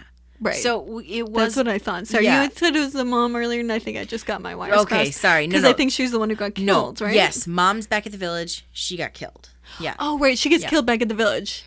Because then someone else gets killed who's with them, and I don't even remember who that is. They send Bowlion and 2 other villagers with names that I don't remember, right, with Baba Voss and company. Do they send 2? Yes. So 2 of them get murdered? It was a man and a woman. Another man and another woman. But they both get killed. So now it's just Bowline. Yep. Who is the one who basically, like, sort of defined them. Well, is kind of responsible for them being on the run in some ways. Yep. So it's kind of that's going to come to the light, I bet you. That's going to come to light, and then we're going to have a fun discussion about that. Yeah. It's the kind of like Boromir kind of character or something. Like, I don't know. Well, I guess that's the other way around. Their betrayal will be found out. Yeah. So, I mean, I guess but it's already found out, right? Bowlion's. I don't know. I don't think Bowlion told them that she was in the house and she gathered all the information. But didn't they accuse her of it? Isn't that why everyone's mad at her? Why are they mad at her? Oh, you're probably right, and I just completely and utterly missed it. Well, because that's the thing, is that's why during the fight where Baba Voss is like, she has to vote, the assumption is she would vote to stay, because she didn't. She was like, why would. She protected or was not protecting them. She's part of the reason why they had to leave. So why would she want to go do the thing? You know, she just doesn't like that. She obviously is kind of, you know, not aligned with the kids. So they assume, like, I guess it's assumed that she would vote with, like, Magda and Baba Voss. But in the end, she's like, I think we should go to the Enlightenment place. Which I love, her reason is literally just sunk cost. Like, she's just like, well, we already got this. Which, I mean, I guess, like, what else are you going to do? Yeah, Again, it's like, I mean, what yeah, else? really, why not? Why not go? It doesn't really, I mean, it's not really a very clear, like, moral choice. It's like one is just like kind of do nothing, and the other one's like, well, we're already on a journey, so I guess Let's just keep going. So I don't know, but so they keep going. They keep going, and then Magda was hurt during the attack. Her leg was hurt, so they decide to stop and camp anyway because she needs to rest by a fire. Oh right, and it's like she has hypothermia or something like that. And Magda has a pouch of some kind. We don't know what's in it. Yeah, we just know it's very special. It's her dad's. It's her dad's something. And she also has a complicated relationship with her dad, but it's more secret to what her relationship is. So during the night, Kafun is supposed to keep watch, and he does. And apparently the next morning, everything is stolen. All of their weapons are stolen, including whatever was in Magda's pouch. Right. And then near the very end, Magra. There's like this. Magra. Sorry. I think I've been saying Magda, and it's Magra. I thought it was Magda. We looked it up. It is Magra. It's Magra. So much apologies. But I'm going to just say that's how I pronounce it. Cool. Because I just Magda. Works for me. Magda. I mean, I don't know. You could kind of... Magra. I think R's sound different in every language. And this, I don't even know if it's a real language that they... that all their names come from. It's unclear. But yeah, so Magra's pouch was stolen along with Baba's sword and Haniwa's bow and all of their weapons. So we're trying to figure out, because apparently Kafun was up all night and didn't see anyone. So the question is, who took all their stuff? Right. And they only took the weapons. I have a hunch. Well, we do see that at the end of the episode, there's like a figure. It's like a freaking some weird shining shit, but like not that scary. Well, my first thought was, it's Jirla Morel, but then how is that possible? Because Kafun would have seen him. So. Yeah, but it is also dark, so I keep being like, that's true. This is the kryptonite of sighted people is darkness. Like, just because they can see doesn't mean, like, I can see some, some of the stuff that happens on the screen, and that was literally one of the few times I've been watching something where I'm like, literally I have no idea what's happening. Like, it's just black. Like, it's impossible to see, and I have good night vision. And I couldn't see a thing. It was just a black screen, basically. Like, to the point that as a cinematographer, I was like, this is bad. We need to we gotta do a little bit of like exposure here. Like, it's just black screen. So I was confused why he would have been able to see when it's that pitch black. But Well, he would have heard too, or well, yeah, but they could have all heard. Yeah. But that's like why it is weird that like maybe they forget that like sighted, which I don't know. It is kind of a missed opportunity for them to like use darkness as, especially when you like have a world made for blind people. It's also very naturey, so like there's not a lot of light pollution, like and there wouldn't need to be because blind people don't give a fuck. That could be a fun thing to do. That could be like a fun plot device, is like they can't, like it's only when it's nighttime that the kids also become blind. Well, what if it was another shadow like Bolion? Because we know the queen has shadows too. But the shadows would be the easiest to see in the dark because for some reason they're painted white, which also like again, we were talking about this last episode or last of our episodes a lot, but they make it less clear why they need to put paint on. It seems there's no reason, because they keep saying like they without the white paint, and it's like, this is a visual thing and it's all blind people. Like, why do they paint themselves? It's so much work and literally no one can see it, so it's completely irrelevant. I have no clue. Feels like something they really should have like established early on, but I like, do you think they just it didn't occur to them that all the characters are blind? No. I think they know exactly what they're doing. I'm not sure exactly what it is, but I think they know what they're doing. Do you you think that it's going to be, because it just, now it's just it feels like, what could be the reason that they don't need to say that's like a surprise later on, you know? Well, and they've already kind of explained that the shadows are a ritual. It's a like kind of a ritual religious thing. But So then these maybe religions that's- have been founded as blind people made Yeah, them, so there's no reason. I don't know. The only answer I can give you right now is I don't know. But do you think, because I guess I'm just wondering if you think that it actually is something that they are going to explain, or if it just they were done. I don't think they're going to explain it. I think it was something cool because, again, we're watching a show that is a visual medium, and I think it was something cool to do. I mean, as a blind filmmaker, I mean, I do think that I have said this since I was like 15 years old, like that it makes perfect sense a blind person would make films because it's a visual art form, and to talk about blindness using a visual art form, especially one that also has sound, is smart. And I think it is the way to go. And anyone who tries and fails at doing it, I have no sympathy for them. I'm like, nope, you could do a better job. You literally could just, I mean, again, it's like, I guess it is that it's like, I guess internally consistent, but it is completely nonsense. Like, why? Like, why would they paint themselves? It's really nonsense. Like, unless there's some sort of extrasensory reason to do that, there's no reason a blind society would like have a whole ritual that is it's just so site specific. There's literally no reason for it. It's just so weird. And my only combatant answer to that is you get to see a naked lady covered in white paint, and she looks it's cool. It again, like, but in the last episode, we were like, well, maybe it's like certain stuff they put on themselves so that they don't make as much noise or they sound like trees.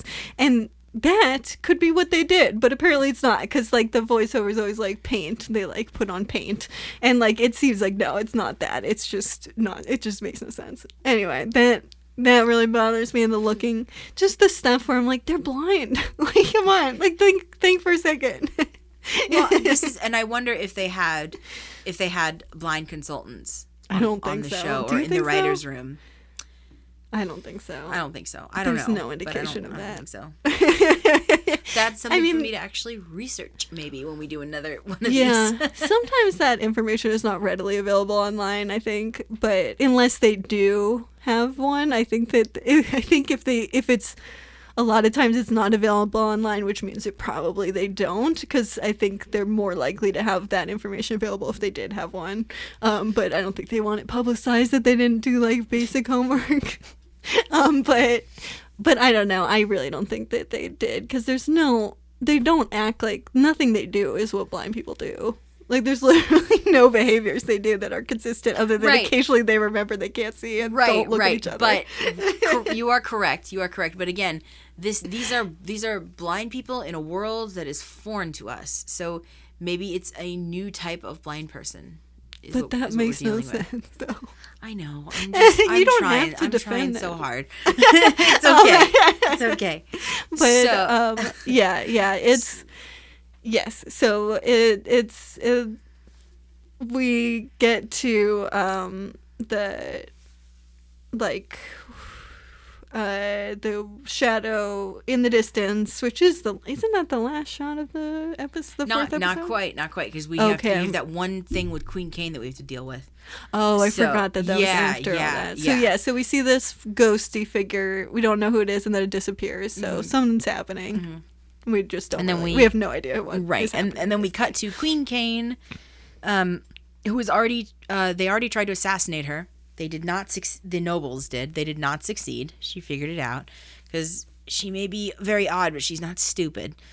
And she decides to flood the dam, or to break the dam apart. Which did you understand why? I have no idea. I am just like, wait, what are we doing? Because at first she kind of prays to the consul, and so I was thinking, is this their god? Is this how they did? It kind of like feels out like she's doing that. Mm-hmm. So, but if it was their god, why would she do what she did and then destroy the place? Yeah, I mean, is it just like she's just blowing it up because she's mad? Maybe. I mean, I guess I that's don't, it. again, it's I not don't know. very, It's confusing. I don't know. Yeah, I'm sure next episode will hopefully enlighten us. At least what happened after. I like when that kind of move makes logical sense after it happens. Like, instead of having to wait to know why she did it.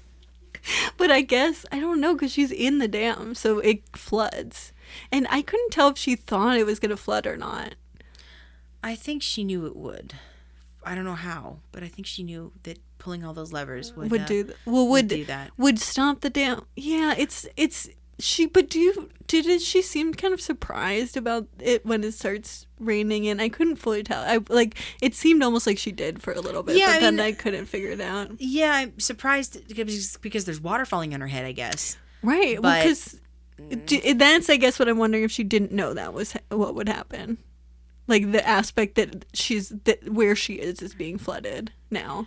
I think she must have known, because if she didn't and she started pulling on those levers, and that happened, she would probably have put them back and try to restart the turbines again. But she didn't. Do you think so? I think so. Well, I guess we do also. The episode ends right as it's starting to fall. Mm-hmm. And when is she just like standing there at that point? No, I think she leaves the room. Does she make it out? I don't know. Okay, I couldn't remember, because it's kind of like, I think I was just like, what is happening? And then I was still, because I do remember when I was like, trying to have my thoughts about the show right after I finished the last episode, I was like, am I gonna have anything to talk about? Because I literally have no idea what just happened. I just have no context. I don't understand any of like the last 10 minutes at all. There was a lot. There was a lot that happened before that, but I'm stumped. Yeah, now that we're talking about it, I'm like, oh yeah, I got all this stuff up until that point, but the last 10 minutes are just completely bizarre. I wish I had something to bring to the table. I don't know what the fuck she's doing. Okay, but that's good, because if we both are the same way, then that means it's on the show, not on us. And maybe, I don't know, maybe there was just a detail that I missed. Yeah, I don't know. I mean, the voiceover's supposed to. I mean, the audio descriptions are supposed to like be good at not. I mean, I guess we could have missed something. True, but that it said or that was it's said. Not. Yeah, but it's not. It's also not really monologuing the character's inner thoughts and aspirations either. It'll tell you what the expressions on their face are. But. Right, but you would still, you could miss. You're less likely to miss something any viewer would miss if there's audio descriptions, if that makes sense. Mm-hmm. Like, we have the same, because most of the time I miss something, it's because it's visual and there's no audio description. Mm-hmm. Like, when I watch something with audio description, I no longer miss anything, whereas I used to like miss a lot in movies because I couldn't see it, but it would never be that I wasn't paying attention. It was just I literally physically couldn't perceive it. But yeah, we might have, but that's why I think, since we both listened to the audio descriptions and we both like did not understand what was going on, I think that was the show then. Like, I don't think it was us. And maybe that's just a decision by the show to just get people wanting more. Yeah, I don't know. Did you feel like you wanted? Because I actually, after the first episode, I was like, oh, I don't remember, but there's some. I felt like, oh, I'm interested. I want to watch more. Mm-hmm. After the fourth one, I did not have the same urge. I was just like, I'm tired. Like, I don't understand what's going on. It did not make me want to go to the next episode at all. Yeah, I mean, I definitely wasn't like, oh my god, have to click. Like, I have to see it right now. I have to see it right now. I want to come back, not because I give a shit about Queen Kane. I could give two shits about her. Definitely. I care about the family and what is happening to them. Right, but then it doesn't end on that, so we don't like. Because if it ended before that scene, I'd be more interested. Because the guy in the smoke, though, I didn't understand that, but I was like, ooh, oh yeah, well, yeah, that and like all their weapons got stolen. So I'm like, what is going on? That stuff's interesting, but then like the queen is already annoying, and then she just does something that's like not bizarre, and you're like, why are you doing this? What are you mad about? I don't know. She has lost her mind. I don't think she really. I mean, and apparently, oh gosh, not to talk about her too much because she's bizarre and annoying. But like, apparently, I think it's Jeremiah. I still can't say his name. No, I'm just never gonna be able to say it. Morel. Apparently, he like broke up with her, and that's the whole thing. Oh yeah, and she's like she's a jilted lover. Which, like, she referenced, like, I was like, in the first 2 episodes, she said something that sort of referenced that, but I was like, that's dumb. That can't be, like, real, though. And apparently it is real. That is, like, that's her whole motive, is she's mad at Jura Morel. And it's not even, like, another sighted person. It's literally the character we already have, so there's not, like, any sort of larger dynamic going on. It's literally just this one guy, basically. But yeah, I don't know. Like, this show doesn't, I mean, it doesn't, I guess it does need her because she is the like antagonist. She wouldn't have any antagonist, so it kind of wouldn't work at all. But it's just, she's very annoying, and I wish she was a different character. Anyway. Well, okay. On that note, unless you, yes. Is there more you want to talk about, though? No, I think we've covered pretty much everything. I'm still looking forward to watching the next 2 episodes. Yeah. And finding out what happens, because it'll be interesting to, like, as infuriating as this show can be. I mean, I think everything is really well done. I mean, I think it's well acted. You know, I believe all of the actors, and the setting is interesting, and everything just looks.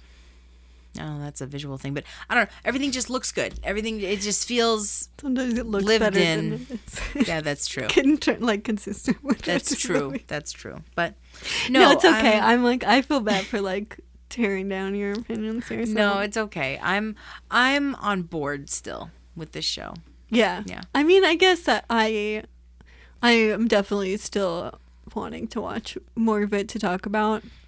But I guess I was, like, never on board theoretically, but I think it's really fun to get to talk about. So I'm on board in that way. If I wasn't doing the podcast, I would not be on board, but I'm on board because I really like talking about it.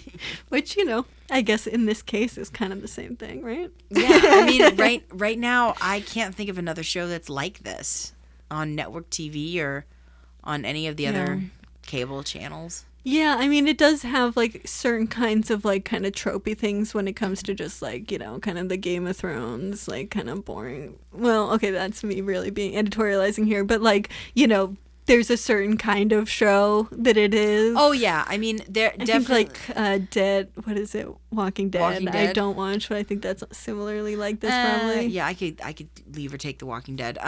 No, I get that. Like, almost every time Queen Kane comes on screen, I sort of check out. Yeah, she's just like, man, poor I don't character. care.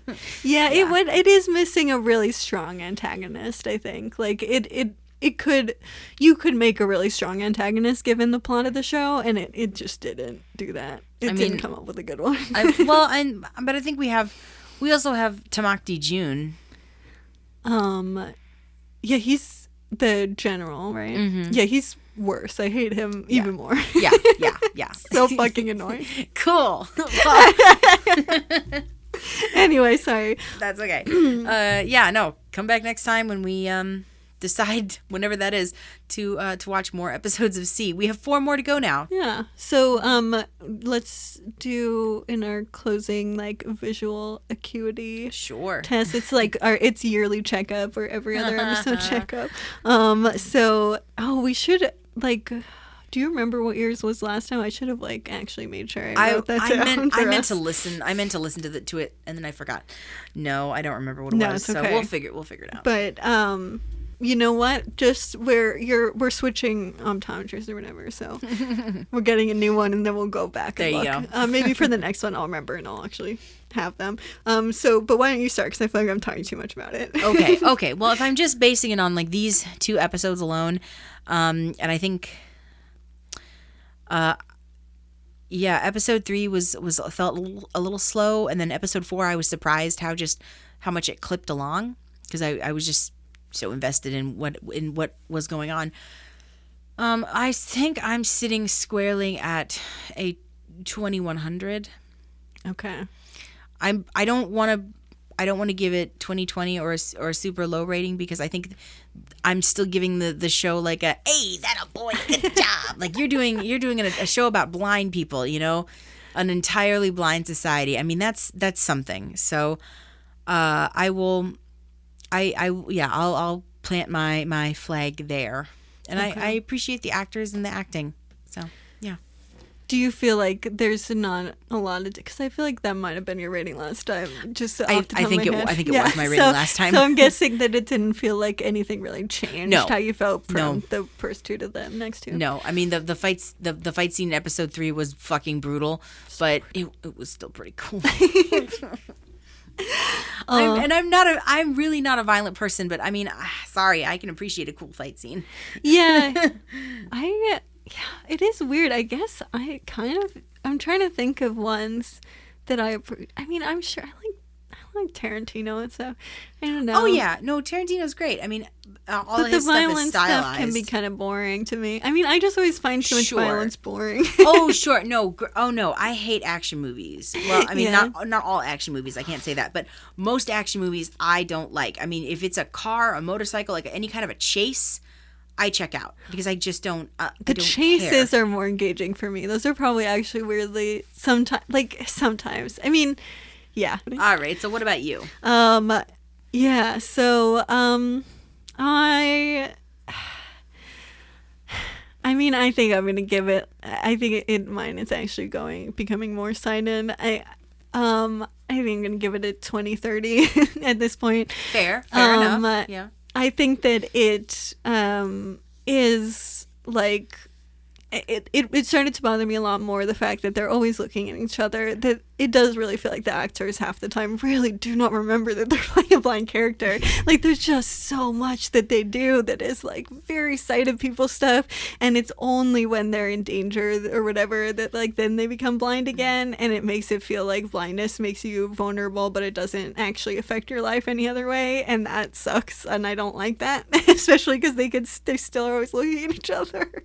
And I wish, I wish that there was a lot more, and some of the stuff that I was like giving it some space to do right did wrong again.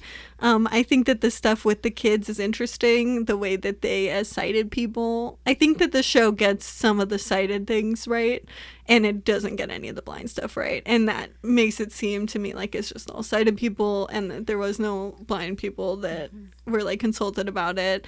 And it's, I think it really wants to think about what a sighted person's experience in a blind world would be, and it has no interest in thinking about what blind people's experience would be in that world. And that is annoying. But yeah, so I mean, we'll see. Who knows? Maybe it will get me back in at some point.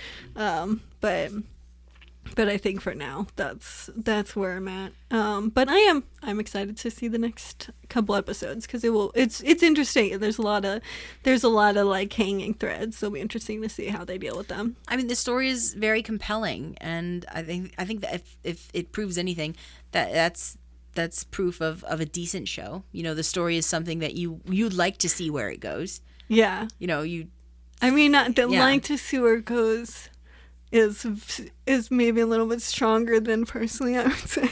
Yeah. I mean, yeah. I'm interested to talk about where it goes, I think. Good. Is what. Yeah. But yeah, it is funny. This is the one I feel like we disagree with about the most. Mm-hmm. It's interesting. But yeah. So actually, Book of Eli, we're kind of switced. I don't know. It'll be fascinating as the podcast goes on to see where our splits are. It's interesting. But now it's time for our next movie to announce what our next movie is. Right. So I get to pick the movie next week. So I'm a wild card. No one knows what I'm gonna pick. I like your picks. Thank you. So hopefully this has the blind character in this movie has a substantial role, because honestly, I don't give a shit about any of the sighted characters. I'm gonna tell you that right now up front. I do not care.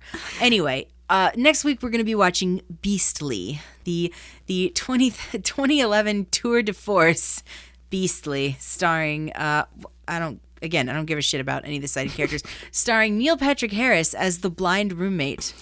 Yes, I guess and we don't know how starring. Yeah, we have no idea. I'm sure there will be enough to talk about. God, I hope so, because it's basically a modern retelling of the Beauty and the Beast story, but with a blind character. Yeah. Because sight and beastliness.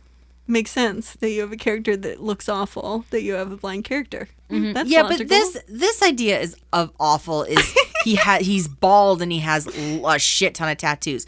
You know what? Okay, we can we'll save that. it, Yeah, but we'll I'm save very excited. Neither of us have seen it, so it'll be fun. No, yeah. I'm very excited to see it. Cool. And then I guess we can move on to our blind love segment. Yeah, what are we giving love to? What are we giving blind love to this week? I don't go first because I got it. I got mine. Okay, cool. Do you want to go first? Sure. So I kind of have two because I couldn't pick which one. So I have a movie and a TV show this week. The movie is Never, Rarely, Sometimes, Always. It is a fantastic indie film. It would have been It's like 2013 or 14. No, this is current. This is 2020. Okay. Yeah. Oh. Yeah, it's 2020. It would have been screened at Sundance or any of the other film festivals, but because they're all canceled, it came out to video on demand. I believe you can watch it on video on demand. I watched it through iTunes. I rented it. It is a beautiful and touching and poignant story of a girl in Pennsylvania who is 17 and becomes pregnant and decides that she doesn't want the baby. Well, this is Pennsylvania, and this is the now times, and she can't get an abortion in Pennsylvania. So she and her cousin travel to New York to procure an abortion. And it's about their trip and bonding and struggle. And it's really interesting because it's you see the process in real time. I mean, you spend real time with her and everything that goes into this process of getting this procedure done. I mean, you don't see the actual procedure, but like the road trip. Mm-hmm. And then going to the Planned Parenthood in New York and having to be asked all of those questions. The director, when she was talking about it, because she went to clinics and told them she was pregnant to get counseling. And she talked about the counselors reading her these survey questions. And the counselor always said, never, rarely, sometimes, always. And how it started to become a song almost. Never, rarely, sometimes, always. So that's what does that mean? So that comes from like what you would answer. Right. Like I see. Right. I see. Okay. So I got it. you feel depressed. Never, rarely, sometimes, always. So, but it's this movie is amazing. I mean, the actress who plays the main character is just she's incredible, and I think this movie is important because it talks about feminine reproductive rights, and not everyone who gets an abortion is a bad person. No one who gets an abortion is a bad person. Yeah, unless you just already were a bad person for other reasons. I would like to reiterate that no one who gets an abortion is a bad person. Well, yeah, but I'll caveat that by saying people could then later on get an abortion for no reason relating to them being a bad person, but it's just coincidentally. Well, sure. Yeah. But is there like a lot of internal struggle, or is it kind of just more the annoyance of like, I mean, I guess annoyance is maybe a light word, but like just having to travel is more the problem? It's both. It is mostly her internal struggle, but also you get to see all of the hoops that this poor girl has to jump through to get an abortion because she made a mistake and doesn't want to be pregnant. That's the aspect of the story I find the most interesting is like, that like how complicated it is to get one when it's like too like, oh no, having an abortion, it's like, should I do it? Then it's like, oh whatever. We've seen this a million times, but like the like trying to get one and how hard that is. I feel like that's a more important aspect of the story. Yeah. No, the character knows that that's what she wants to do. Nice. That sounds really cool. It is really good. I don't know if cool is the right word, but it's really good, and it's totally worth checking out. I probably would have seen it in theaters if we were able to go to theaters. Yeah. But yeah, so that's Never, Rarely, Sometimes, Always. You can rent it on iTunes, or I think you can stream it, you can rent it on video demand as well. Okay. And then I'll be brief. The other one that I've totally been binging this week is the TV show Mrs. America. Oh, is it like about the pageants? No, okay. It's actually about the equal rights movement in the 70s. Oh, yeah, like the ERA. ERA, you got it. Yeah. Equal Rights Amendment and I'm the like dyslexic, feminism. so it's supposed it's to be okay. like, yeah. Yeah, it's about the ERA Amendment and feminism. Wasn't there like in a the state that 70s. ratified it recently or something? It was like a news recently, right? I Oh don't know. God, Whatever. I don't know about recently, but it tells the story of Phyllis Schlafly, played by Oh yeah, classic figure. played by Cate Blanchett, Oh who wow. is fucking killing amazing. it. That sounds like oh a lot my of fun. God, it's so good. I'm not gonna say much. It's so good. It's very competently acted. You had it's me intriguing. at It's Phyllis I can't say. I know who she is. I can't say her name. Schlafly. Phyllis Schlafly. Played by Cate Blanchett. Yes. That sounds amazing. Go watch it. It's so great. It's an FX show, but it's streaming on Hulu through the FX on Hulu program. Is it kind of like Masters of Sex or something where it's like real people, but like all dramatized with actors, basically? Yes. Okay. So they do say at the beginning of the show is based on true events, but there have been situations and characters added for dramatic purposes. Right. But this show does make me want to read all of these books. I mean, yeah, Oh, I honestly kind of want to read Phyllis's book just so I can see what the other side thought. That sounds like a very fun show, though. It's real good. So yeah, that's Mrs. America. Well, you It's had streaming two on Hulu's. political shows. I though. know. It was an interesting week. Well, and I was going to say, but mine's not political, and then I remember what mine is, and I cannot say that even in the slightest at all. So my thing is a Netflix documentary called Knock Down the House, and it is just following like 4 different women who ran against a incumbent representative that was kind of very establishment Democrat. I think they were all Democrats. But like they were trying to kind of like upend the establishment position. And one of them, of course, being AOC, the fabulous, or as I like to call her, 46, because she's our 46th president. But Big thumbs up. Big thumbs up. yes. But it was just, it put some of it is sad because it's like not an easy thing to do, and a lot of them are not successful. Not to like spoil the movie, but it is. But just like also just getting to watch AOC and like just I don't know, politically it's always very depressing when you think about it, and so getting to watch a documentary of like people that are relatable trying to like go up against establishment, entrenched government is really always just lovely to think about. I had heard the about this documentary, but this makes me really want to check it out because I'm always kind of weird about political things because I'm just, is it going to be so much of a wall or a barrier to entry that I'm not going to understand? Oh, what is definitely going not. on? Definitely not. Yeah, this is definitely a good, it is not very marred in like policy in a boring way. It's much more about their personal stories. Like it's almost entirely about their personal stories and then like a little bit about how complicated it is to run, but the documentary isn't like, being like, now we have to teach you exactly how someone was to do this. Like it's much more about the people and not really about the process that's just kind of like in the background, but it's not the main idea. So I think you could Love it. definitely, Yeah. this is a good one to like, Yeah. even if you don't have a good like sense of how politics works exactly. Well, I will put that in my Netflix queue. Nice. Sweet. Oh my gosh, I love how political we got. I know, right? That's fantastic. I do love that I was literally like, well, mine's not that I was like, oh, never mind. Didn't even try. We never vet what we like this week. We just come in with them. Yeah. I feel like they don't always sync up so well though, so this was cool. I guess it's just in the air or something. But yeah, so next we're back to the one-word titles. Every time we do C, we have to do some one-word titles around there. We did Yes. C and Onward last time. Now we're doing C and Beastly. But yeah. So come back next week and catch up with us when we talk about Beastly. Yeah. So our theme song was made by Lucia Fasano.